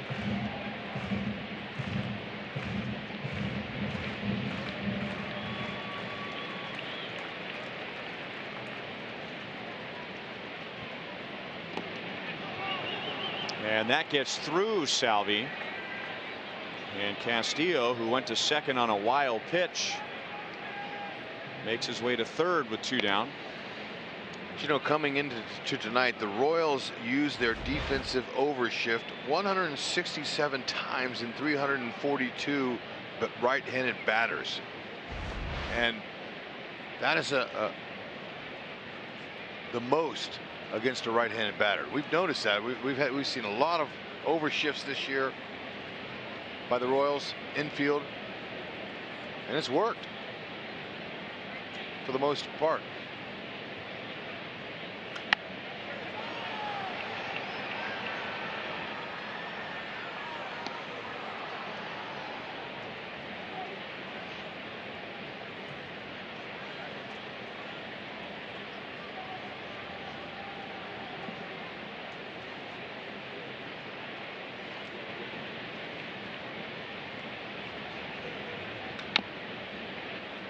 Chop foul, still 3-2.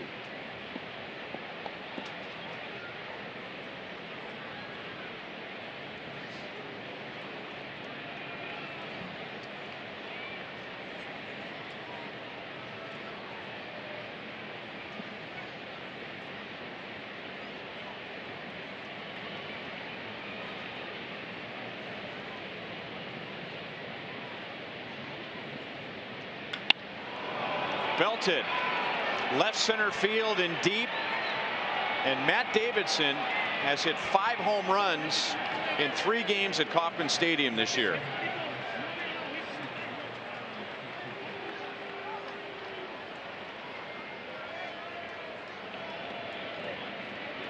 Unbelievable. Wow. He loves the K. And this is the toughest place to hit homers, our Mo lottery. Replay shows you a slider that stayed up over the middle of the plate. And now the 5th home run hit off of Junis tonight. All of them solo, but that one, that was a 2-run homer. So again, Junis had only given up 3 in his first 26 2/3 innings, and the White Sox have 5 against him in 5 2/3 innings. Wow.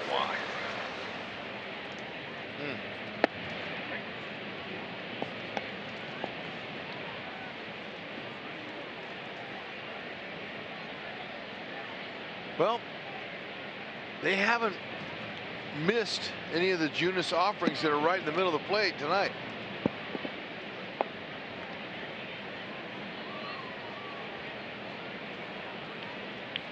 That ties a Royals record.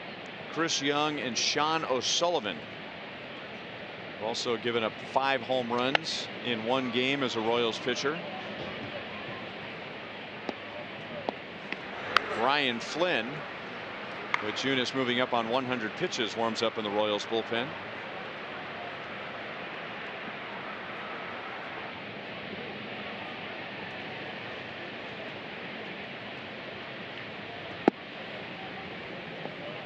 Three and 2.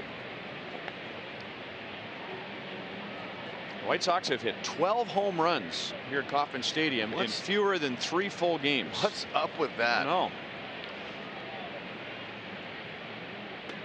Now this is a young team with a lot of talented players, but now is not the year that the White Sox are supposed to win yet. There's still another developmental year or not, but it certainly didn't seem that way when they were here for the first 2 games of the season, beating the Royals and knocking the ball all over the place. But when they left Kauffman Stadium, they lost 16 of 19 and were really struggling to score runs.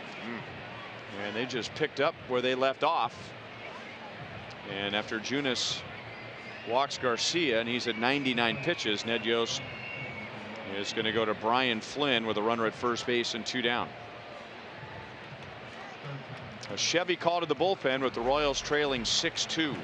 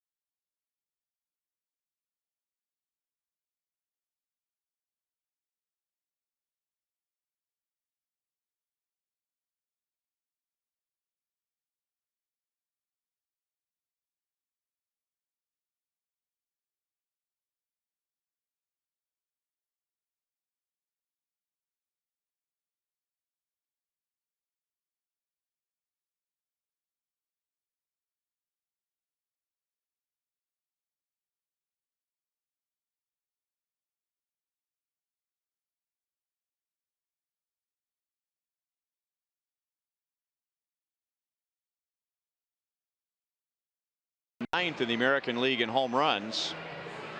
And now they are tied for 4th in the American League in home runs. Matt Davidson has hit 2 more here, 5 this season. Yeah, definitely didn't see it coming, that's for sure. Our Toyota League leaders, White Sox, have hit 12 home runs in 3 games. They've hit 30 home runs this year as a team. And more than a third of those home runs have been hit here. And their park is a bandbox in the summer. Ball just flies out of there, but they're hitting tape measure shots here at the K. Wow. Hard to figure. They're not missing. Brian Flynn thinks that Garcia might take off with 2 down. Trace Thompson has one of the 5 home runs.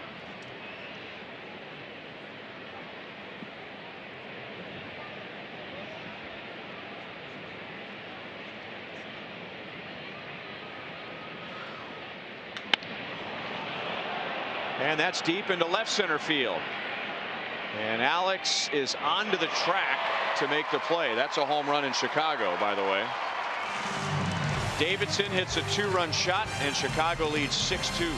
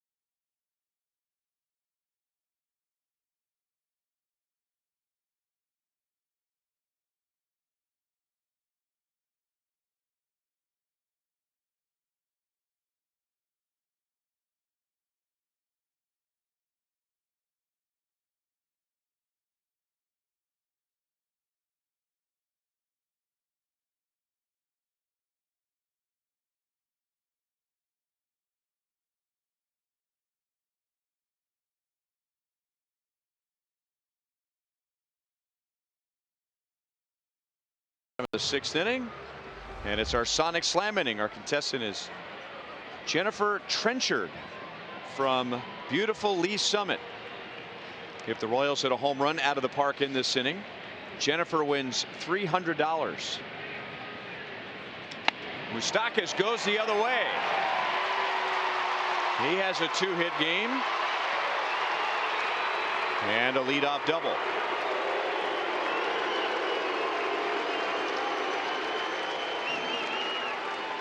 A good start. That young man, he's got him a baby moose right on his chest, and that's a fastball down the middle.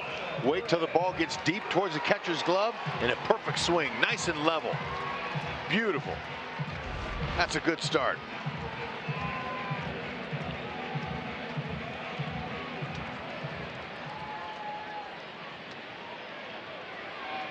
Royals got a leadoff double from Goins last inning. He did not score. Royals are 1 for 9 so far tonight with runners on base. A strike on Salvador Perez. He is 0 for 2.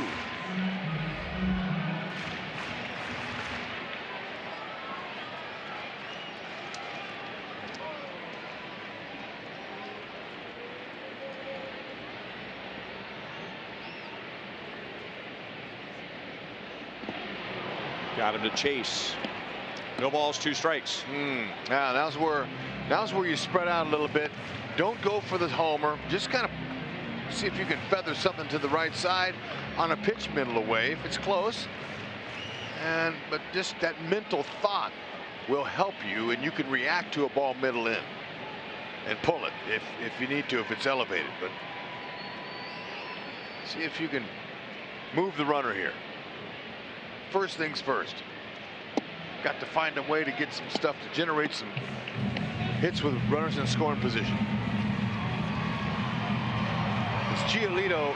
He's going to try to get Salvi on breaking balls away off the plate. He got him to chase one. He hasn't been able to get right-hand batters to chase very much at all so far this year. Look out. Oh, man. Thank you, Royals, for that extended netting above the third base dugout. Yep. And Salvi might be saying the same thing to himself. That was a heat seeker. Look at those fans right there saying, woo, thank you. That was coming in hot.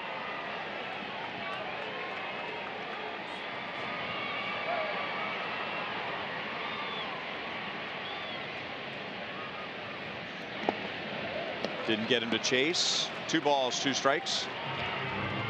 Hard in, soft away.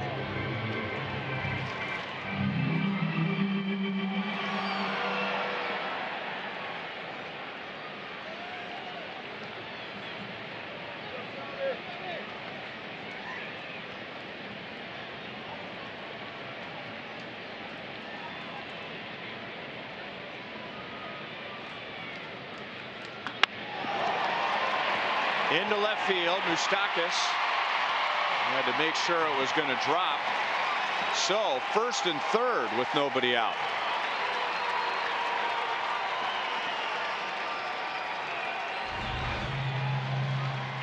His ball had some top spin on it, but Moose wasn't real sure.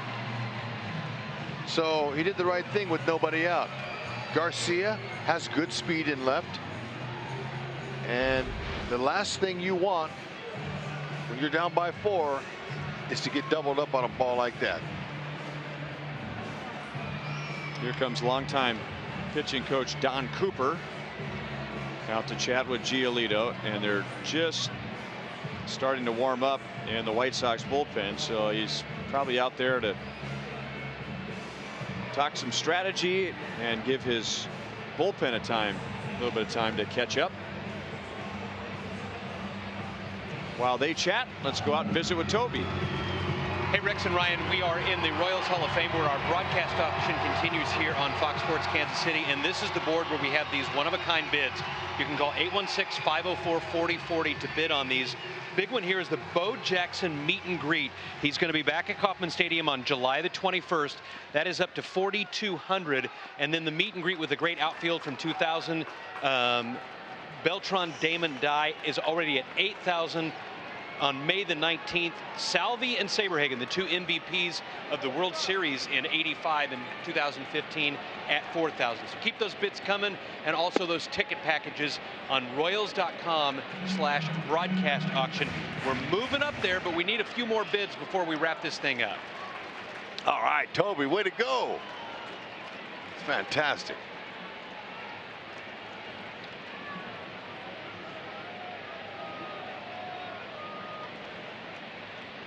Lucas Duda has homered against Giolito. He got a pitch up and didn't quite get his arms extended, and Sanchez makes the play, running down from third, 1 away.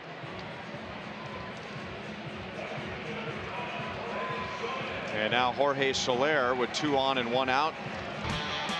He accounted for the 2 Royals runs with 2 down in the 4th inning.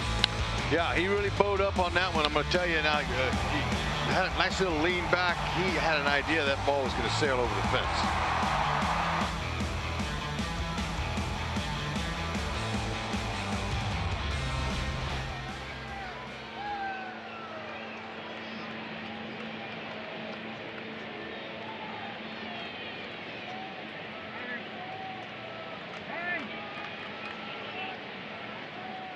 Soler walked. with his first plate appearance tonight. He has reached base safely in 10 games.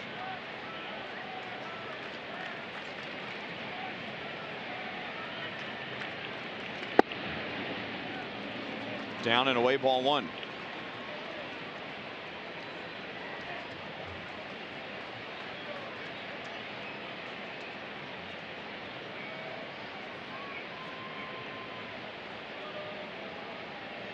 This will be Giolito's 90th pitch.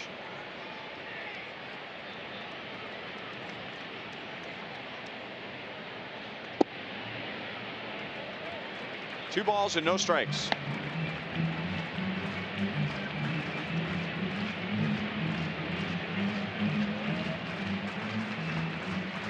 Alex Gordon is next, and a lefty is ready to go in the White Sox bullpen.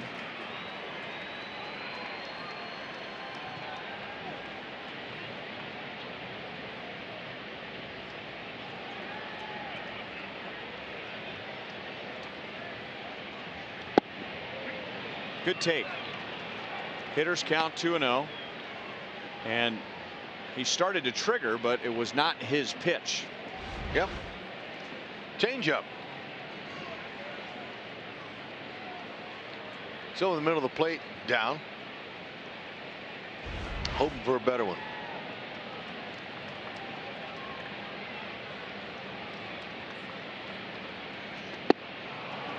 Two and two.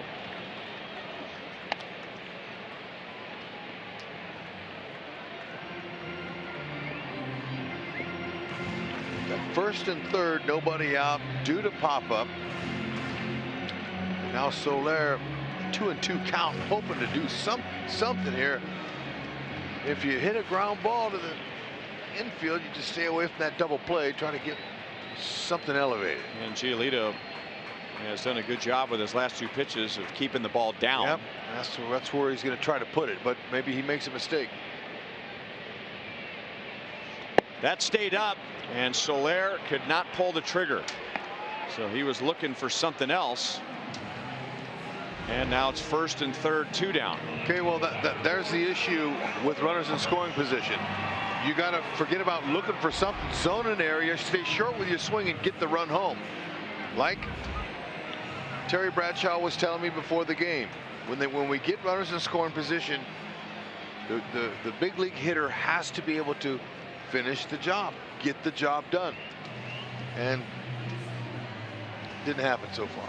And Giolito is done. There's his Pizza Ranch pitching line so far. Rick Renteria will go to his bullpen. Luis Avilan is a Chevy call to the bullpen with Alex Gordon coming up.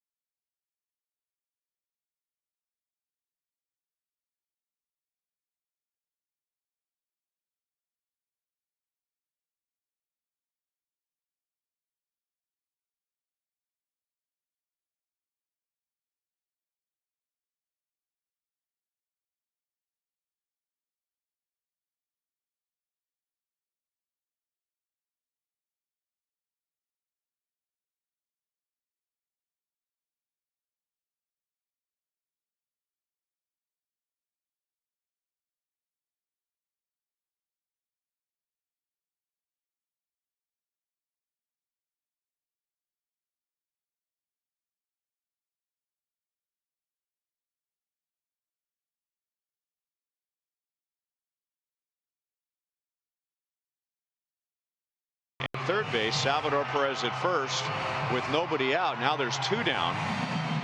Alex Gordon is coming up.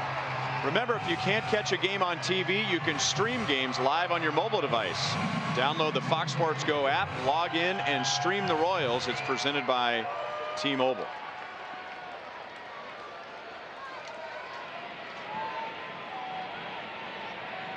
Luis Avilan with runners at first and third and 2 down.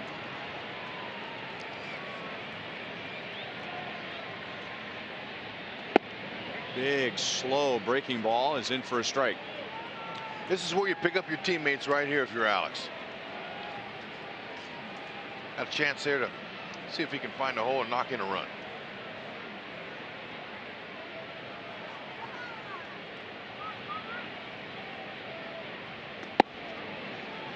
Almost got him on the shin. 1-1. Alex is lined to right and grounded out to second. Okay, look for that big breaker away. If he hangs it, maybe you can put it somewhere. That's right. 91 to 96 with his 4-seam fastball. It's got a changeup. Another slow breaking ball at 72 miles an hour. That's the one you want. That one up in the zone. Look for it up there.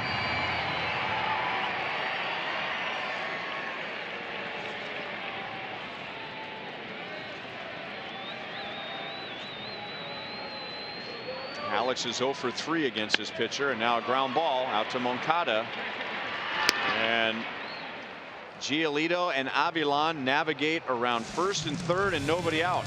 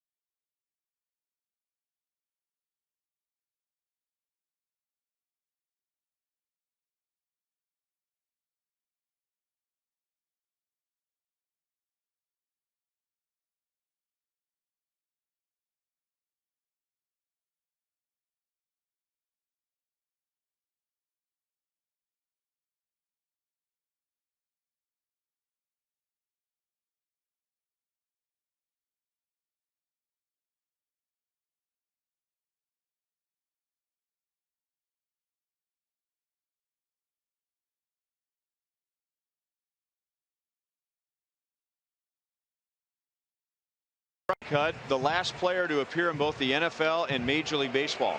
Truck's in trouble. We got it. Drew Henson. Is it Drew Henson? There you go. I'll tell you what, it's your world. We're just living in it this year when it comes to trivia. No. What'd you do? Go out and read a trivia book this offseason? No, but I have increased my knowledge in that department. I won't divulge my sources, but look, football is an interesting sport, but not too many have done both. Now, you know who the first one was, to my knowledge, maybe it was somebody before him. Who was the first one? Jim Thorpe. Might have been. That was in the 20s. But there could have been somebody before that.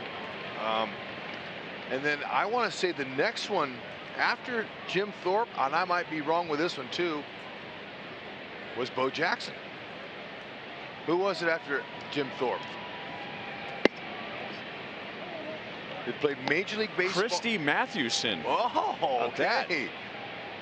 Really? Yeah, that's going way back. He played pro football in the late 1800s. Oh, that was the first one then. He was before Jim Thorpe. Okay, now see, now we can't use our computer. We can't do that, or we'd be charged with cheating. So, but that's interesting that Holtzy picked that up for us. Here's one with Royals playing Chicago. Engel lines it to left, and Alex runs it down. George Hallis.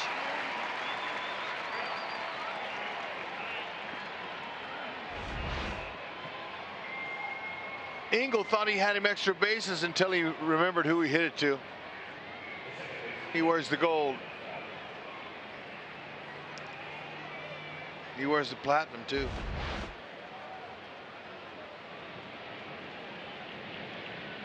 George Hallis played for the Bears and the Yankees. Wow. Yeah, that is so cool. There's a guy named Rex Johnston who did it with the Pirates and the Steelers. Boy, how big was he in Pittsburgh? Wow. Play for the Pirates and the Steelers. That's great research there. Way to go. That's what we wanted to hear. Moncada as a right-hand batter, 1 ball, 1 strike. He is homered and singled as a left-hand batter tonight. But there was never a Bo knows everything. Bo knows. Remember when Deion Sanders was by way of helicopter? He was. Did he play in both places in the same day? One year? Yeah, I told you about Brian Jordan. Brian Jordan, he was real Right. stud. Same day though? I mean. No, yeah, that's amazing. I remember that. Royals gonna have to hurry, and Flynn wasn't able to grab it. There was a little indecision there as to what Duda was going to do there, whether he wanted to charge it and go to the bag himself or stay back and flip it to Flynn.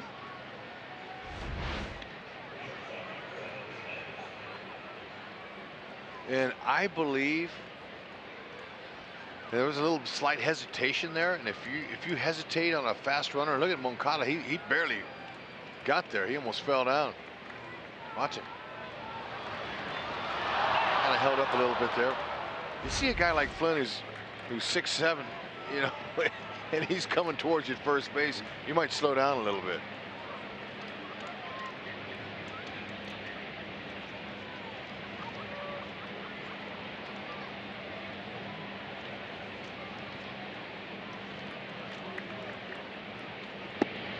Ball 1 on Tim Anderson. October 11th, 1992.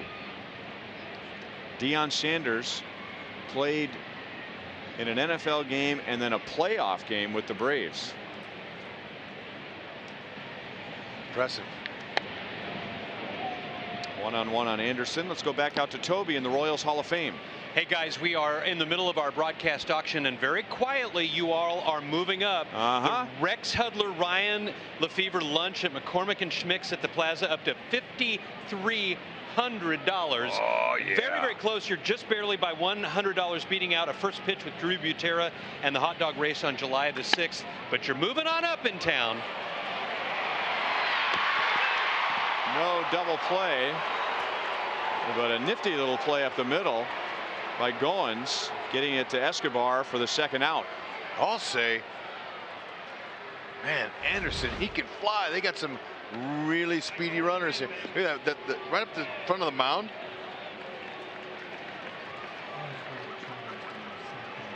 Hey, the Royals will challenge, and it looks like the throw did get there before Anderson. Well, the connoisseur replay, you know, he's been hot all year. He's perfect. 5-0. Yeah. That's Billy Duplessis.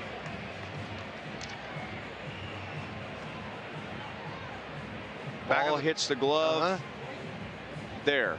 Out. We'll see. Remember, looks like, doesn't work. I guess my only concern from that angle is you couldn't tell if his heel had hit the bag yet.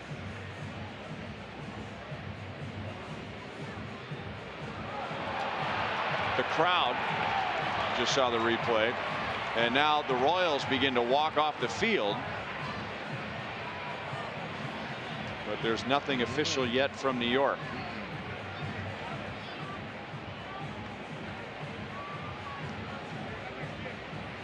Where's his left heel? Right. He's out. He's out.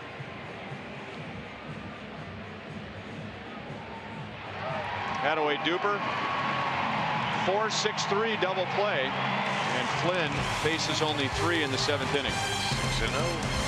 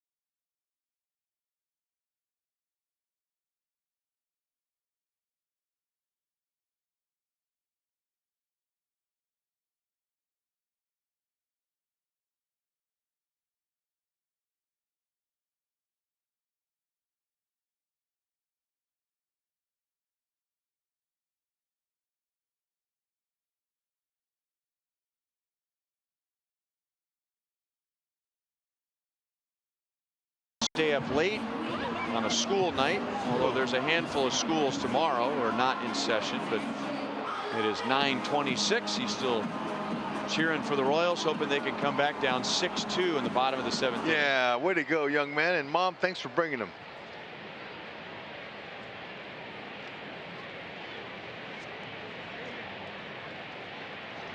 It'll be Goins, Escobar, and John Jay against Luis Avilan in the bottom of the 7th.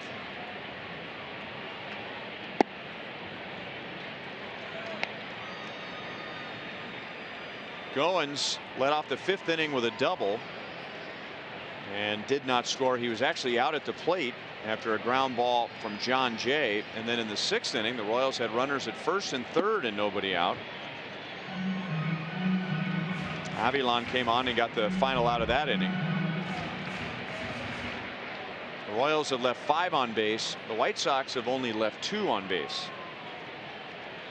Yeah, it's been another offensive night that the Royals haven't been able to capitalize. Runners in scoring position.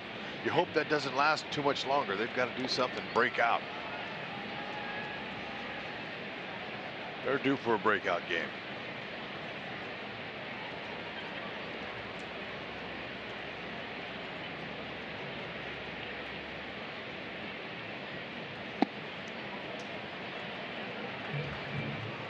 Three and 1.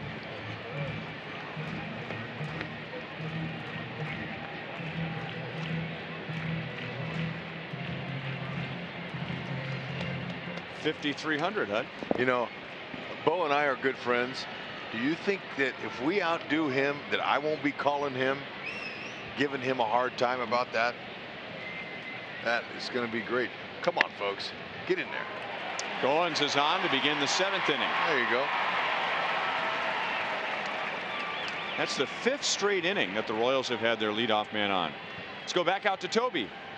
Yeah, did you say that you were going to give Bo Jackson a hard time, Rex? Was that the? Yeah, let's Toby, just, why don't we just call him right now? I can't wait. You know, I'll get him on the line Now, if you want me to. Listen, it took a little bit of logistics to get him here on July 21st, so don't do too much. Okay. We want to make sure he's there. White Sox are going to make a pitching change, but we're going to stay here with Toby. All right. So I want to tell you a little bit about what we're doing on the board for the Royals Charities broadcast auction. We've got these ticket packages that we'll tell you about in a second, but here's where we're at right now. George Brett dinner at $10,000, and go down here with a Chicago road trip for $10,300. So it's fun to crack the $10,000 mark. What's creeping up are these two. The Beltran Damon Dye Suite Meet and Greet. This is Carlos Beltran, Johnny Damon, and Jermaine Dye, who played together in the late 90s, early 2000s with the Royals, and they're going to be back during Legends Night on May the 19th. And you and 19 other people in a 20-person suite will have an opportunity to meet up with them before the game. And this is up to $8,500. And then this is lagging a little bit, so we can get it up. When you have the Beltran Damon Dye connection, you also get 4 parking passes and food and beverage included in the suite, and the opportunity to watch batting practice. So that's going to be a great night.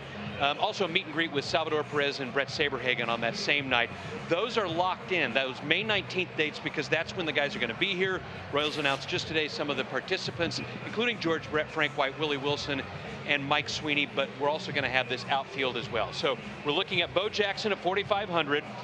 He's a little bit behind Rex and Ryan at $5,300. First pitch with Drew Butera and the hot dog race on July the 6th at $5,200. And like we said, the Chicago trip at $10,300. We're doing great, but we need some more bids before we wrap this thing up. We'll go to the last out of the 9th on the Royals broadcast auction, guys. And then a reminder about the ticket packages. We've got 4 different dates. This is only $49 for 4 tickets, 2 outfield experience, unlimited passes, a parking pass. June the 17th, June the 19th, July 24th, and September the 2nd. $110 value. We can raise a whole bunch of money by selling all of these ticket packages here in the next couple of innings, guys. We need to sell all of those, that's for sure. That's a great deal. I'm telling you, pick them up. You dads out there, give your wives a break. Take the kids out, bring them to the cave. Here's Bruce Rondon. This would be a good guy to rally against. The Royals were in Detroit last year and knocking Rondon all over Comerica Park. So he thought it'd be a good idea to drill Mike Moustakas in the right leg. July 26th in a 16-2 game. Escobar flies out to center field. And that bothered Mike Moustakas for most of the second half of the season. I mean, he got him right on the thigh. The Royals were not happy about that at all. He was upset that the Royals continued to swing the bat even though they had a big lead late in the game. Yeah, well, you know what, that was totally uncalled for. Anyway, yeah, that pitch was about 98 miles an hour too. Hit him, and that hurt him bad. And that went down, the swelling went down into his surgically repaired knee. I mean, that was uncalled for. And you know, Moose, he's looking forward for another opportunity to face him, I'm sure. There he is in the hole.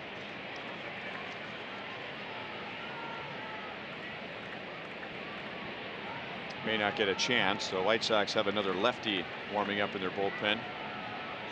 Throws hard. Mid-90s with a slider.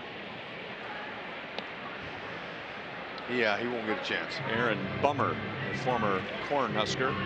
But there'll be another opportunity for Moose down the road. Yep.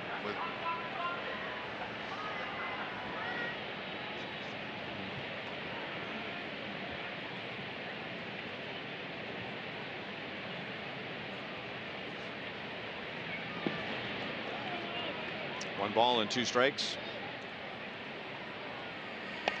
Tigers had high hopes for Bruce Rondon, but truth be told, after a while they just got tired of him. Yeah. 3 years ago they sent him home in the middle of September, and rather than protect him publicly, they just made it very clear, we're sending him home due to a lack of effort. Yeah, that was a hard one to digest. And I remember, another thing I remember about that game last year, obviously the Royals were steaming mad. And the line of Rondon's teammates defending him after the game was a very short one. Yep. I mean, they were embarrassed. Yep. That in a blowout game, their pitcher would just decide to hit another player.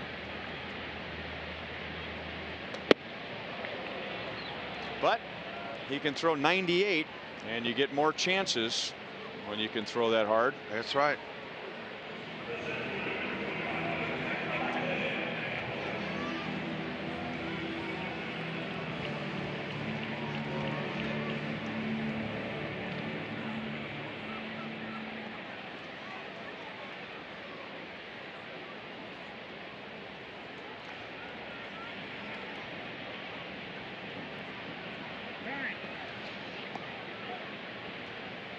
You know, did you notice Rick Renteria in the dugout giving the signs like that? I mean, even though they don't mean a whole lot, the Royals aren't going to be stealing, down by 4 runs here, but he's giving the signs to the catcher. And do you think that after a night, every night of doing that in your sleep you're giving signs? Probably. I mean, he had both hands going. It wasn't just one hand. Watch him. Check him. He's got both hands working. On every pitch. And that's not a sign for the pitch. That's a sign whether to throw over to first base or pitch out. Right. And he discusses first with his pitching coach, Don Cooper.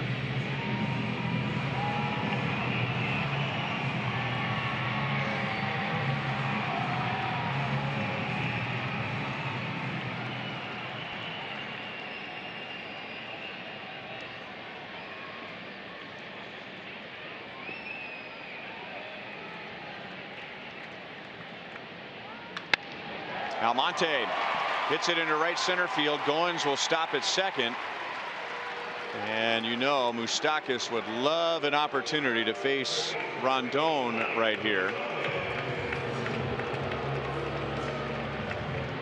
And Renteria probably just trying to give Aaron Bummer as much time as he needs. Don Cooper will call down to the bullpen and check in with Kurt Hassler, the bullpen coach, to make sure the lefty is ready.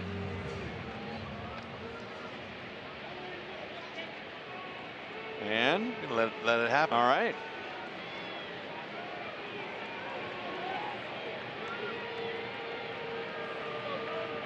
Facing the guy that throws that hard, you just want to put an easy swing on him. Let him provide the power. He went around. And maybe Moustakas was thinking about cheating, maybe thinking about 98 miles an hour coming in there, and a good call by the catcher Castillo to not go with a fastball. No, he was looking for the heater, that's for sure.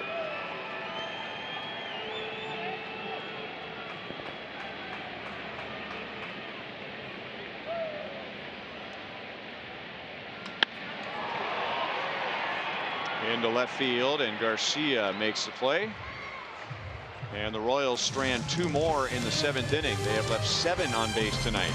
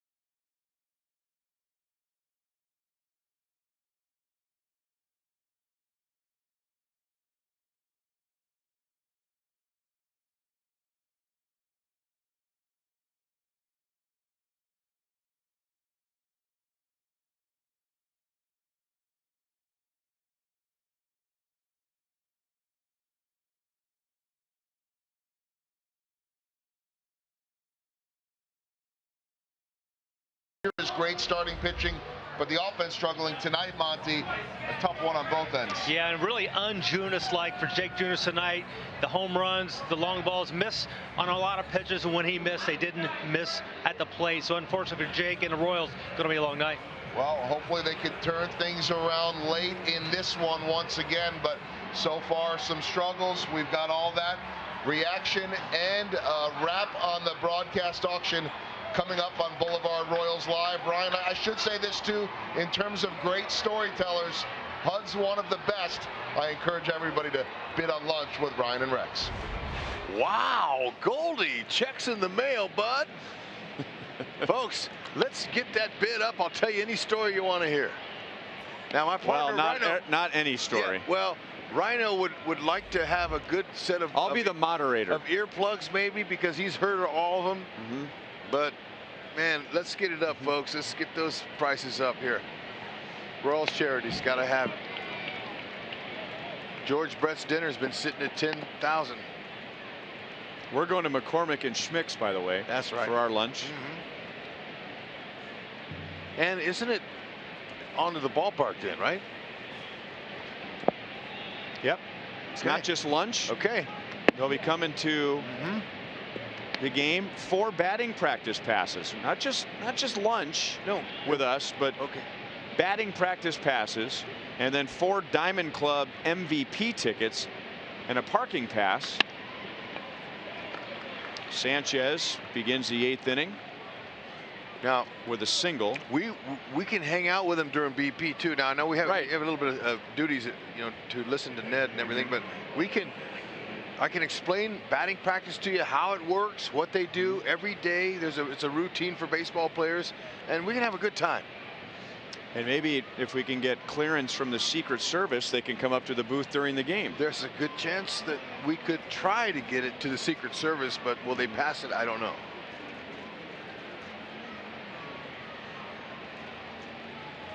Here's Wellington Castillo. He has one of the 5 White Sox home runs tonight. Let's go back out to Toby. Hey guys, I know some people at the Royals. I'll see what I can do about getting them up there into the booth. We have Vice President Toby Cook. I throw that around all the time. You haven't really pumped our item here much tonight. I've done the best I can. You guys are at 5,300. You just give the amount and then you go on to, but hey, we really need more money for this one over here. You know how it is with these people in your ears. Would you come with us? Toby, would you come to lunch with us? I will, but I don't want to knock down $400. I'll bet Oh Hi Mike, like a lot of us, grew up watching you on Fox 4. Right. And, early in the morning as they're getting ready for school, watching you on the Fox 4 morning show. And correct. They'd probably love to have lunch with you, too.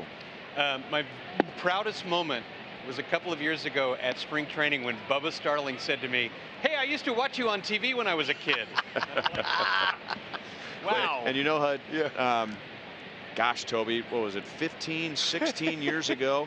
You came out and did a game with us on radio. Did a little behind the scenes of the Royals Radio Network. And Toby sat with us in the radio booth, and he did some innings of play-by-play. How was he? Got to experience a rain delay.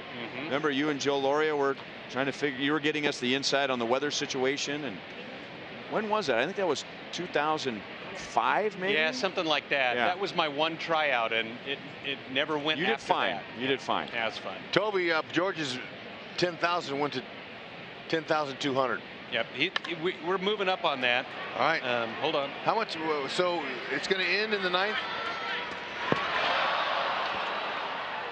Okay, so I'm going to take over here after that. Yes, it's going to end in the last out of the 9th, and George Brett is up to 10,200. We could use a little bit of help. He's only 100 behind you, but the first pitch with Drew Butera on July the 6th and the hot dog race. Now, we're going to have 4 of you here, and you're going to watch the game. You're going to watch batting practice, but one of you gets to throw out the first pitch, and then the other 3, however you work it out, are going to be ketchup, mustard, and relish in the hot dog race on July the 6th, and that's at 5,200. And then I will throw in that July 21st time when Bo Jackson is going to be here. That's a meet and greet, and it's at 4,500. That's a bargain. So it's nothing like the lunch at McCormick and Schmick's on the plaza. There we go. Which thankfully is a mutually agreed upon date, because I know you guys are very busy. And Bo has locked us into one date, but we could use a little bit of increase in some of these bids. Almonte calls for it in center field. Can we watch some more, Bo, please? Yeah. Now, wow. By the way, where he hit this ball here, All-Star game. was a long way away at straightaway center field. This one's my favorite right here in Baltimore, though, and he was in the booth with us in Chicago last year, and I asked him about that play, and he very nonchalantly said, well, I was running as fast as I could, and when I reached for the ball, my momentum was, you know, pulling me forward. I was afraid that I was going to fall head first into the wall, and I knew I couldn't stop before I got to the wall, so I just decided to run up the wall. Yeah, now you could see how athletic he was, you know, with his physique in the uniform, but he never lifted weights full time. He told me he's a push-ups, sit-ups guy like Herschel Walker in his day. And so when he joined the Angels in 1994 after his hip replacement surgery, where I was teammates with him, he was really buffed, and I, you know, I was like, wow, Bo. And he'd come in there, we'd lift weights after the game, and he'd come in there and put a couple of plates on, and he would just throw them around like it was nothing. And so I said, Bo, well, have you always been this big, and have you always lifted weights? And he goes, no, Hud. After my hip replacement, they put me on a training regimen, and I got into lifting weights for the first time, and he was huge. He was chiseled, and what a physique. And to watch him in his prime, too bad he got injured. You know, we could have watched him for years. Like Brian Jordan, we talked Brian Jordan into quitting football. We just couldn't do it with Bo. Yeah, and I mean, the thing about his career, too, I mean, he won a Heisman Trophy, but he signed to play baseball first.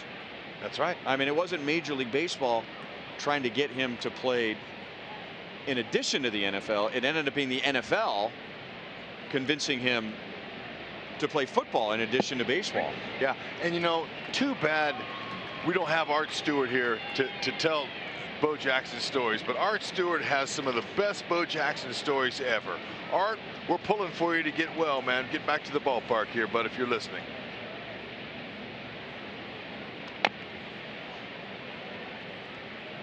Three and two on Daniel Palka. Because Art Stewart, you know, was the original scout that signed Bo Jackson, and just that whole process was great. Hey, you'll love it. We got it up to $6,000. Yeah, that's what we're talking about. I mean, Bo, he'll tell you some of the stories. It's very interesting. D. Jensen, he realizes an opportunity of a lifetime. Yeah, and D, look, you know, he'll even talk to you about his archery. He's one of the best outdoorsmen ever. He's ever. He's a perfectionist. No double play. The Royals get Sanchez at second base. 2 down. Dale will check in with Bill Duplessis just to make sure.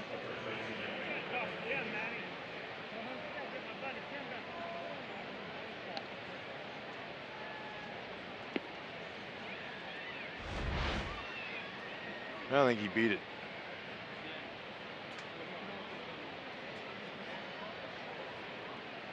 The Royals will not challenge.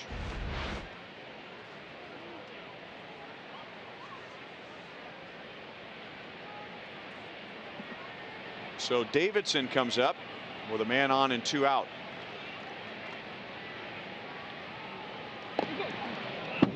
And that got him on the foot.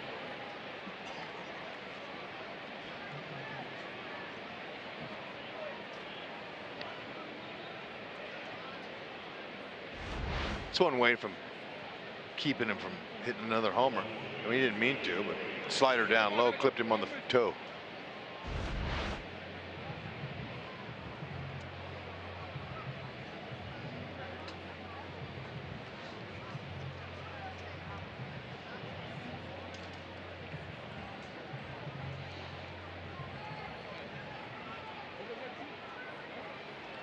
A little photo bomb by Toby. That away, Toby.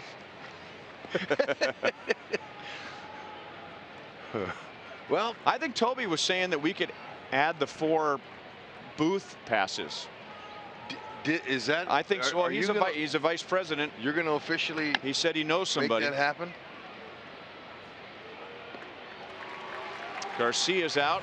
The White Sox strand 2 in the top of the 8th inning.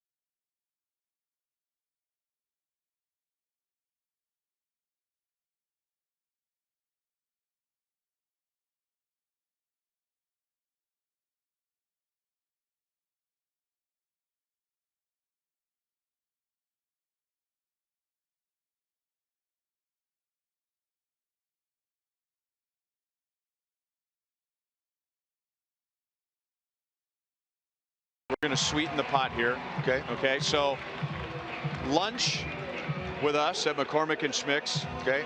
Batting practice passes, tickets to the game, and we're going to throw in spending some time here with us in the booth. So got some chairs. A couple chairs right here. A couple chairs, a headset, and we'll bring in two more. Let's bring in Ryan Miller. Ryan Miller's one of our audio guys. So Ryan will be standing here.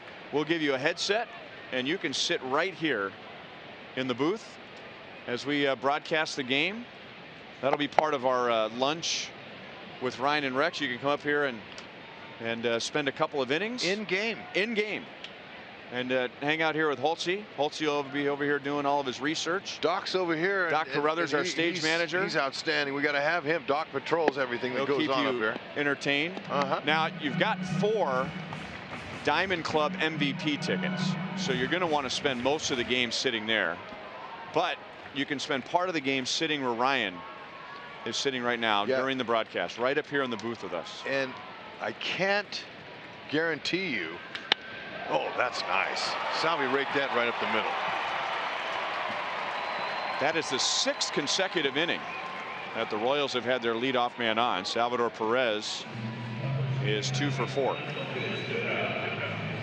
Beautiful. Now I can't guarantee you I'm going to let you draw on my telestrator. You see that right there? No, why not? Go ahead. Well, we're raising money. I guarantee it. I'll guarantee it. In between innings, we play tic-tac-toe. Okay, now we could play in between innings, and with our whoever is the lucky bidder to come up here and have some fun. Enjoy it. We can't wait. It's all for Royals Charities, folks. Come on, man. Lift it up. We gotta get some more bids up there. We gotta outdo Bo so I can make that call to him tomorrow and just rub it in on him. So Toby, will you sign off on that?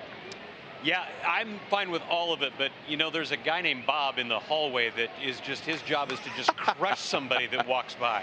So if we can talk to Bob and he's fine with everything, then we'll make it happen. All right. Duda, it's a deep but foul. So you guys, yep, you are at 5,500, and for now, when you pumped up the Bo Jackson meet and greet, you allowed him to leap over you, and he's at 6,000. One big area that we could use a little bit of help is the Salvador Perez Brett Saberhagen meet and greet on May the 19th. These are the 2 MVPs of the World Championship teams, 1985 and 2015. You have a chance to meet them, and the cool thing about this is that we're going to take your picture with Brett, and your picture with Salvi, but you also get your picture with the 2 World Series trophies, and it's a professional photo as well. And it comes with 4 Diamond Club MVP seats, a parking pass. That's a lot of fun, and that's on May the 19th as well. I just saw Saber Hagen, a clip of him going on with Johnny Carson. That's pretty cool. Those are the Diamond Club MVP seats. They're right below us. So there we are right there. And then right over here, there's Denny and Fizz and Steve Stewart in the radio booth. And as Toby described earlier, those are like theater seats. You know, the great new theaters now when you can recline in the seats. Yeah, very comfortable. It's climate controlled, so depending on what the date is, if you're here, you know, for a July game and it's 145 degrees outside, you know, they'll close the windows and turn on the air conditioning. And if you want to get up and go to a concession stand when you're sitting in those seats, you can, or you can just sit there and, like a restaurant, you know, the wait staff will come and serve you.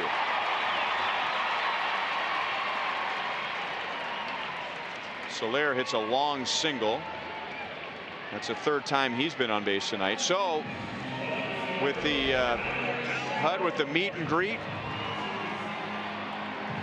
with Salvador Perez and Brett Saberhagen, that includes those MVP seats. The lunch with us includes those seats. It's a short walk. I mean, you go to the stairs and you're right up here in the booth with us, hang out for a couple of innings, sit right here, go right back down to your seats. I wasn't enjoy the aware game. that's where their seats were when they wanted to. Ding, ding, ding. We got up. We matched both. T. Murray. Come on. I got a text from my buddy Greg Gurley, said he loved this opportunity, but at his cost, at his price. He said he'll buy the lunch.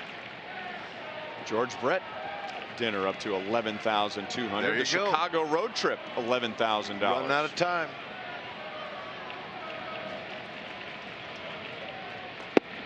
Upstairs, Nate Jones to Alex Gordon. Royals are down by 4. They have 2 on with 1 out.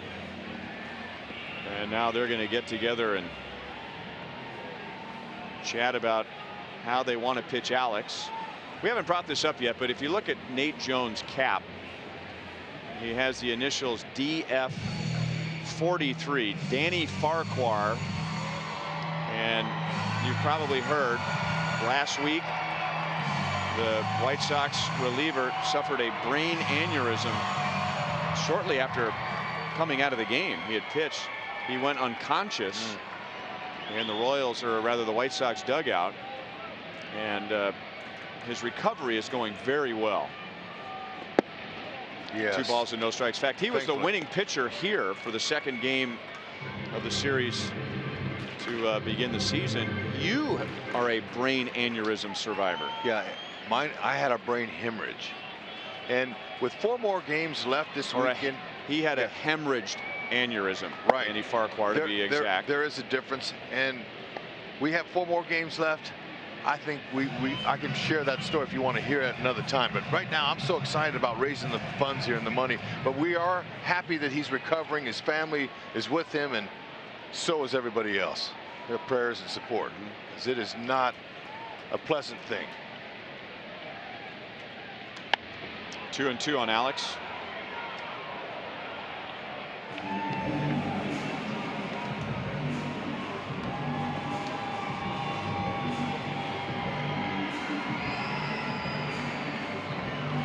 Salvador Perez opened the inning with a single. It's the 6th straight inning the Royals have their leadoff man on. So far, only 1 of those has come around to score, and then with 1 out, Soler singled.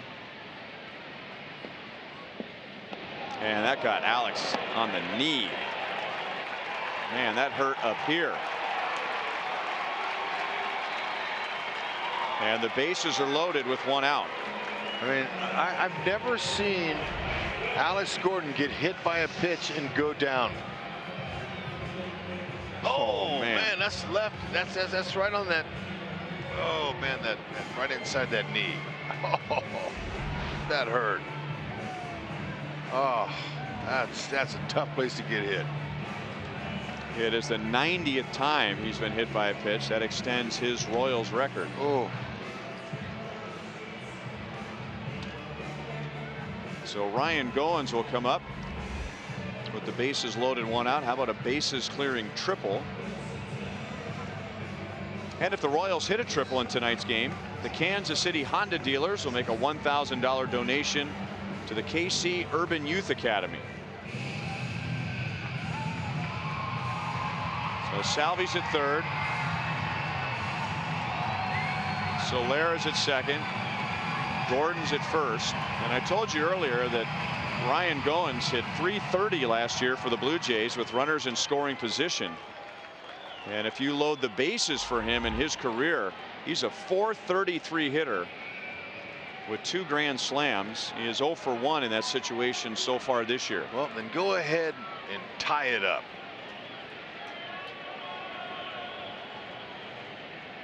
Hook the pull. And that slider was ruled high. Ryan already has 2 hits tonight. He had a leadoff double in the 5th, a leadoff single in the 7th. But in both of those instances, White Sox pitchers were able to pitch around it. Jump on a heater. He's got a good one. 2-0. Mid to upper 90s, that good 2-seam runner. He's got a curve and a change. That curveball's a straight 12-6 downward break.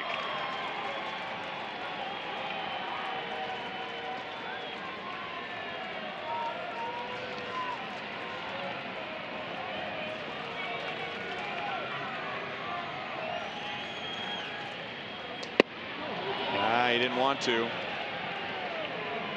2 balls, 1 strike. The Royals this season are 1 for 16 with them loaded up. Now, the one was the Almonte slam. And that was a doozy. It was a big slam. 25,300 it was worth. Ooh, Goins had a good swing. Yep. Just got to get a good rip on there. Now with a couple strikes on you, go to battling. Goins has been around. Nate Jones has been around, but they've never faced one another.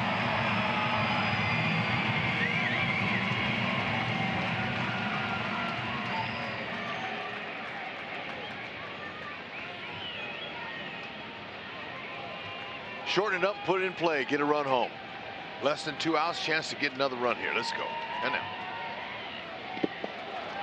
Castillo made a great save. Not sure if Salvi would have scored from third base.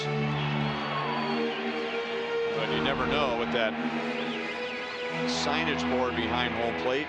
Look at excellent job taking your thumbs out, blocking that ball like Castillo did, saving a run.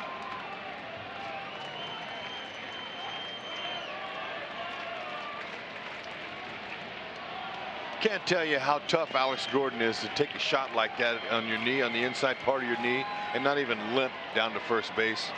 Ian Kennedy taking a shot off of his foot at 106. There's some tough Royals on this team, guarantee it. Now make it happen here. Popped up. The infield fly rule, if it's fair, it's foul, but it's an out. And now they're loaded up with 2 down for Escobar. Slider that spun didn't do anything, just a cement mixer. That's what they call it when it just spins and doesn't do much, and it's on the inner half of the plate. Unfortunately popped it up. It was a good pitch to handle.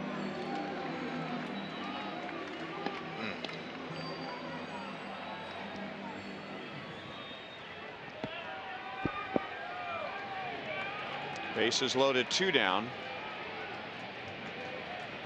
Escobar is 0 for 3. And a line drive into center field. 1 run is home. Soler is held up. And that was a good play by Engel on a hard hit ball. Soler would have been out by 20 feet. It is 6-3. Jersh, nice job holding up Soler there. Because Engel, we talked about his fantastic defensive play. He charges that ball at full speed. That cuts down the time it would take him to throw it out. Even though the throw was on the first base side of the plate, I believe Castillo would have been able to tag him out. I'm with you. So there's no need to, when you're down by that many runs, there's no need to run into an out at home here. Keep them loaded and see if they can keep the line moving. Get back in this thing.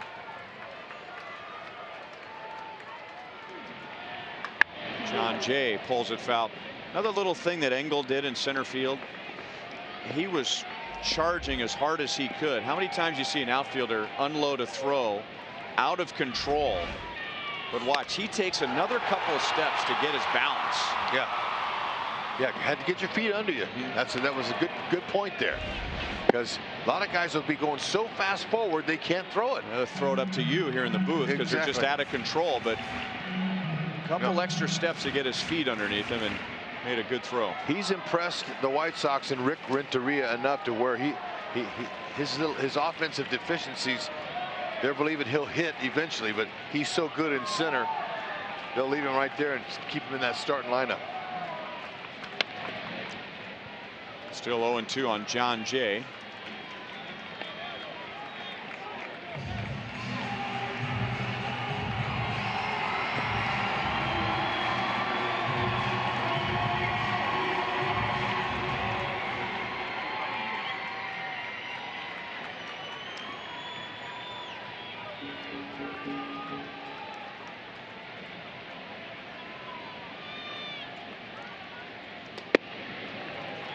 One ball and 2 strikes. And as the Royals have the tying run at first base, the potential go-ahead run at the plate, Kelvin Herrera pops up and begins to loosen up in the Royals bullpen just in case. Hoping that John Jay can pop one to him. Fastball or off speed. And John Jay strikes out. The Royals leave the bases loaded. They get a run. It is 6-3. The Royals have stranded 10.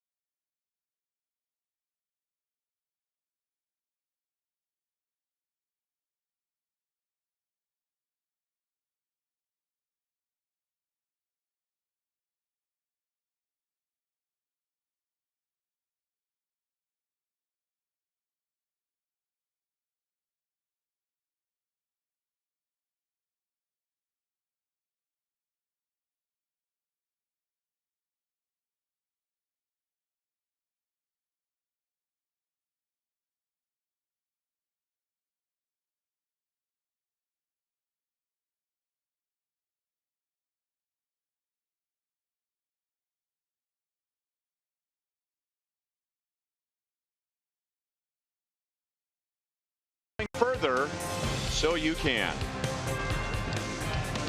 Let's check in with Toby Cook out in the Royals Hall of Fame. Hey, Ryan and Rex, this is the Royals broadcast auction, and we've been telling you about what's on the video board, about the bids that we've gotten on these one-of-a-kind experiences. 816-504-4040 to bid.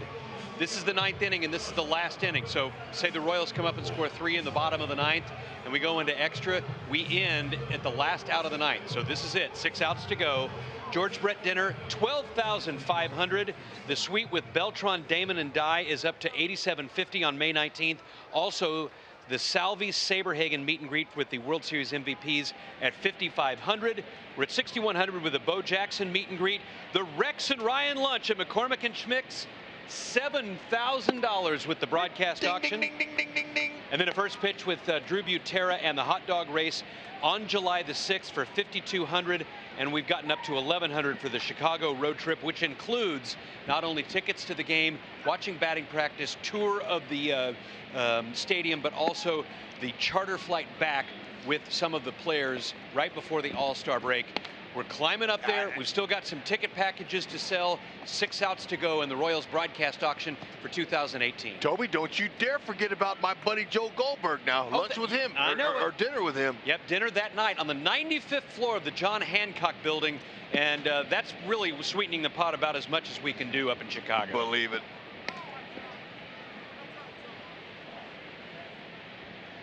Let's go. Let's get some last-minute bidders coming in. This is once a year. That's we only right. do it once a year. Yep. Kelvin Herrera, who hasn't pitched in quite a while, will face Trace Thompson. And Goins will bring it down. Sunday was the last time that Herrera took the mound, so he was coming in no matter what. There you go. Last chance.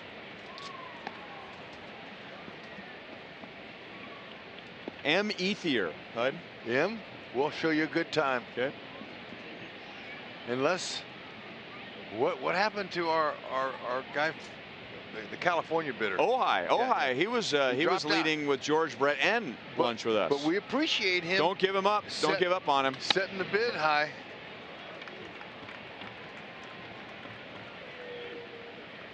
Adam Engel is 1 for 4. He's setting up some bids for later in the broadcast.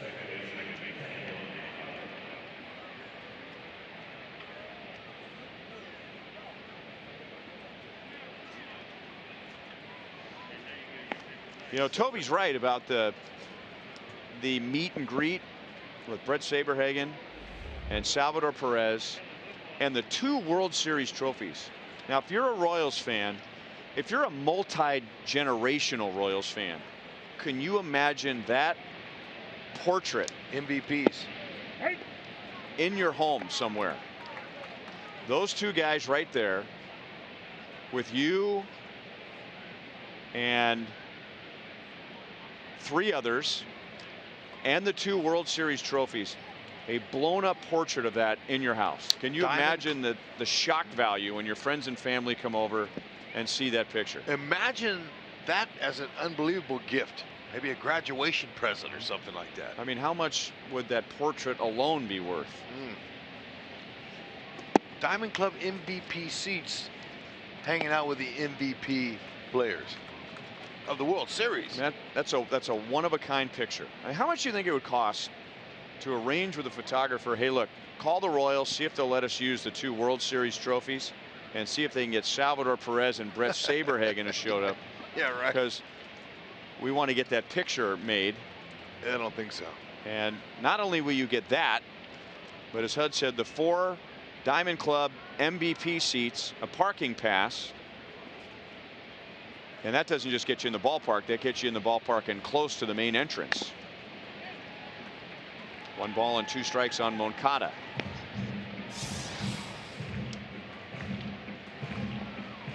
That's Brett Saberhagen's no-hitter against the Chicago White Sox. There's with Johnny Carson.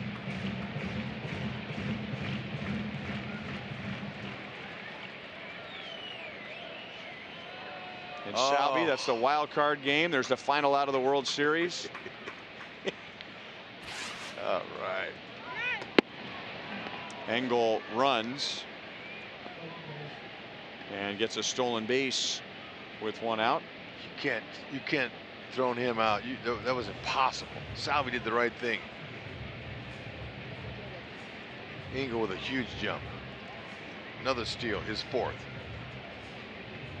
Another steal by the White Sox. Who was the World Series MVP for the White Sox in 2005 when they beat the Astros? That had to be Jermaine Dye. It was Jermaine Dye. So there's another World Series MVP who's involved with our broadcast auction.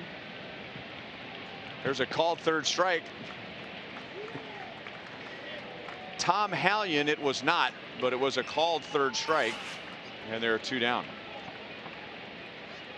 And then this one that, how about this, a suite for 20 people with 3 World Series champions. What an exciting outfield that was to watch. Wow, I bet. Damon, Beltran, Dye, boy, could Jermaine Dye throw. I would bet they're going to bring their World Series rings too, especially Beltran, last year's ring with the Astros. And then decided to call it a career. Good for him. Way to end that career. On the highest mountain you can climb. Soler retires Tim Anderson. Kelvin Herrera has a scoreless 9th inning. Last inning, folks. Get the money out. Continue to bid, please.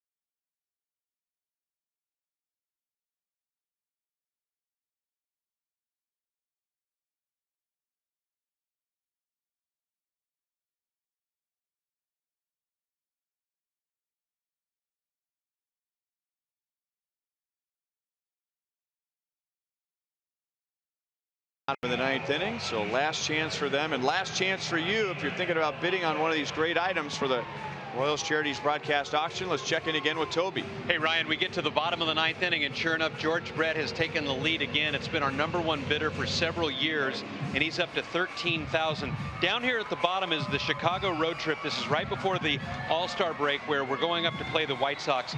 You get flights for 4 people, hotel for 2 rooms, get to watch a couple of games, batting practice, tour of the stadium, and then you fly back with the team charter.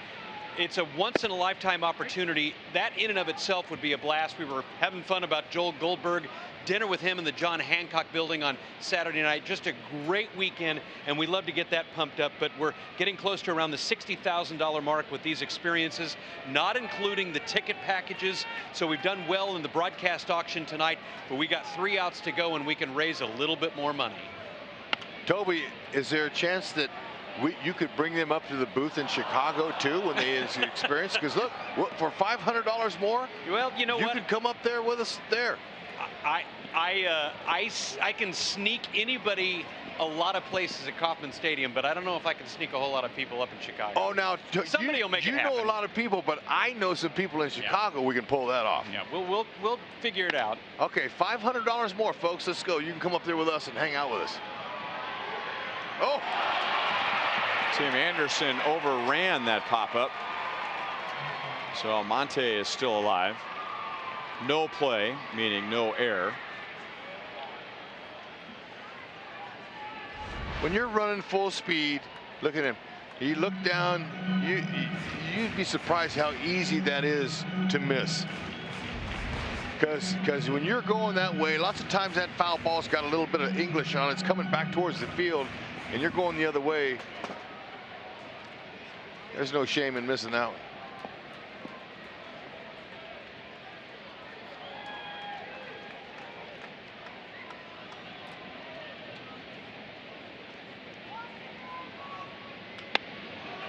Almonte pulls it into the corner. And how far will he go? He'll stop at second base. And for the 7th consecutive inning, the Royals have their leadoff man on. Almonte has a 2-hit game. Nice. He went down the left field line, popped it up, got another chance, and there's a big old curveball by Soria. It stayed up in the zone, and he's able to deposit it down the right field line. Good swing. Stayed back, kind of just went with it. Pulled it. That's the one that's going to light your eyes up if you're a hitter. A little hanging breaking ball.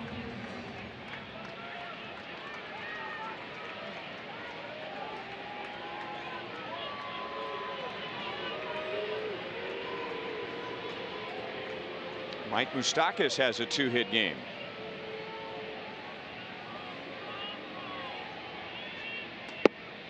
Outside for ball 1. He has an infield single, his 6th infield single of the month. He had 10 all season last year, and he also has a double.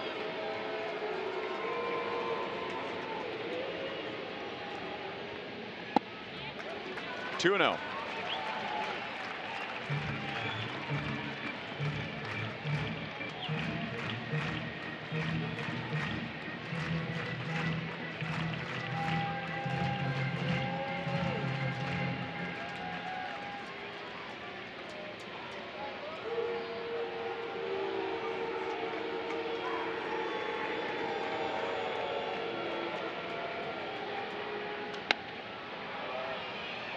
Came right at him. 2 balls and 1 strike.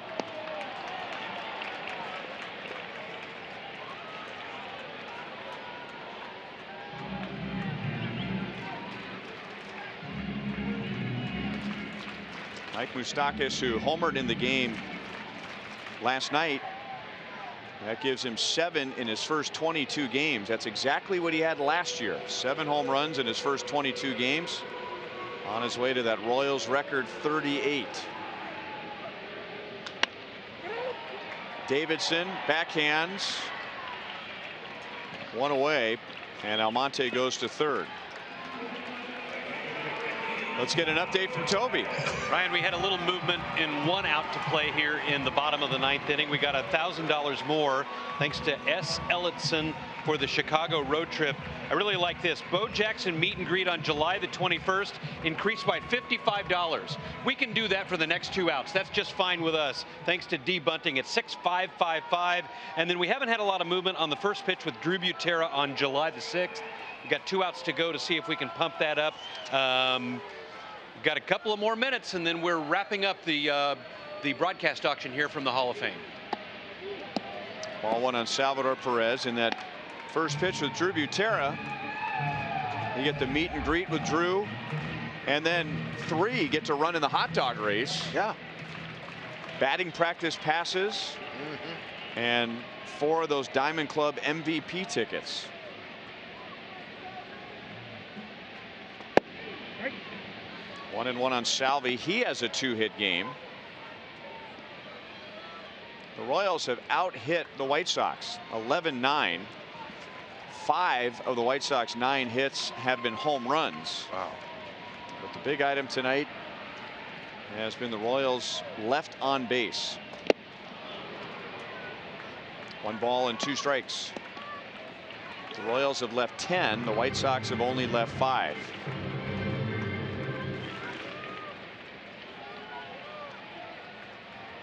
Still missing the clutch hits.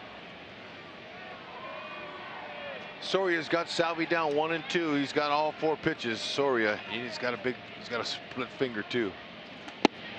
Stayed with the eater. 2 down.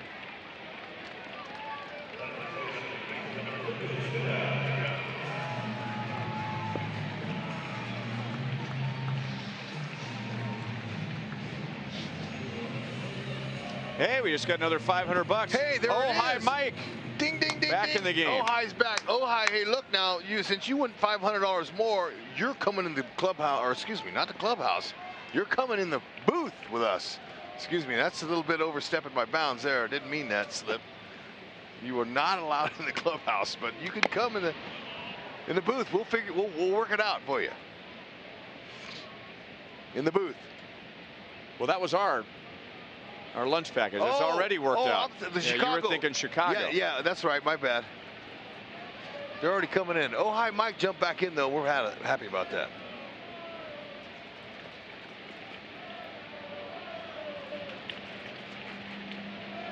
Oh, and 1 on Lucas Duda.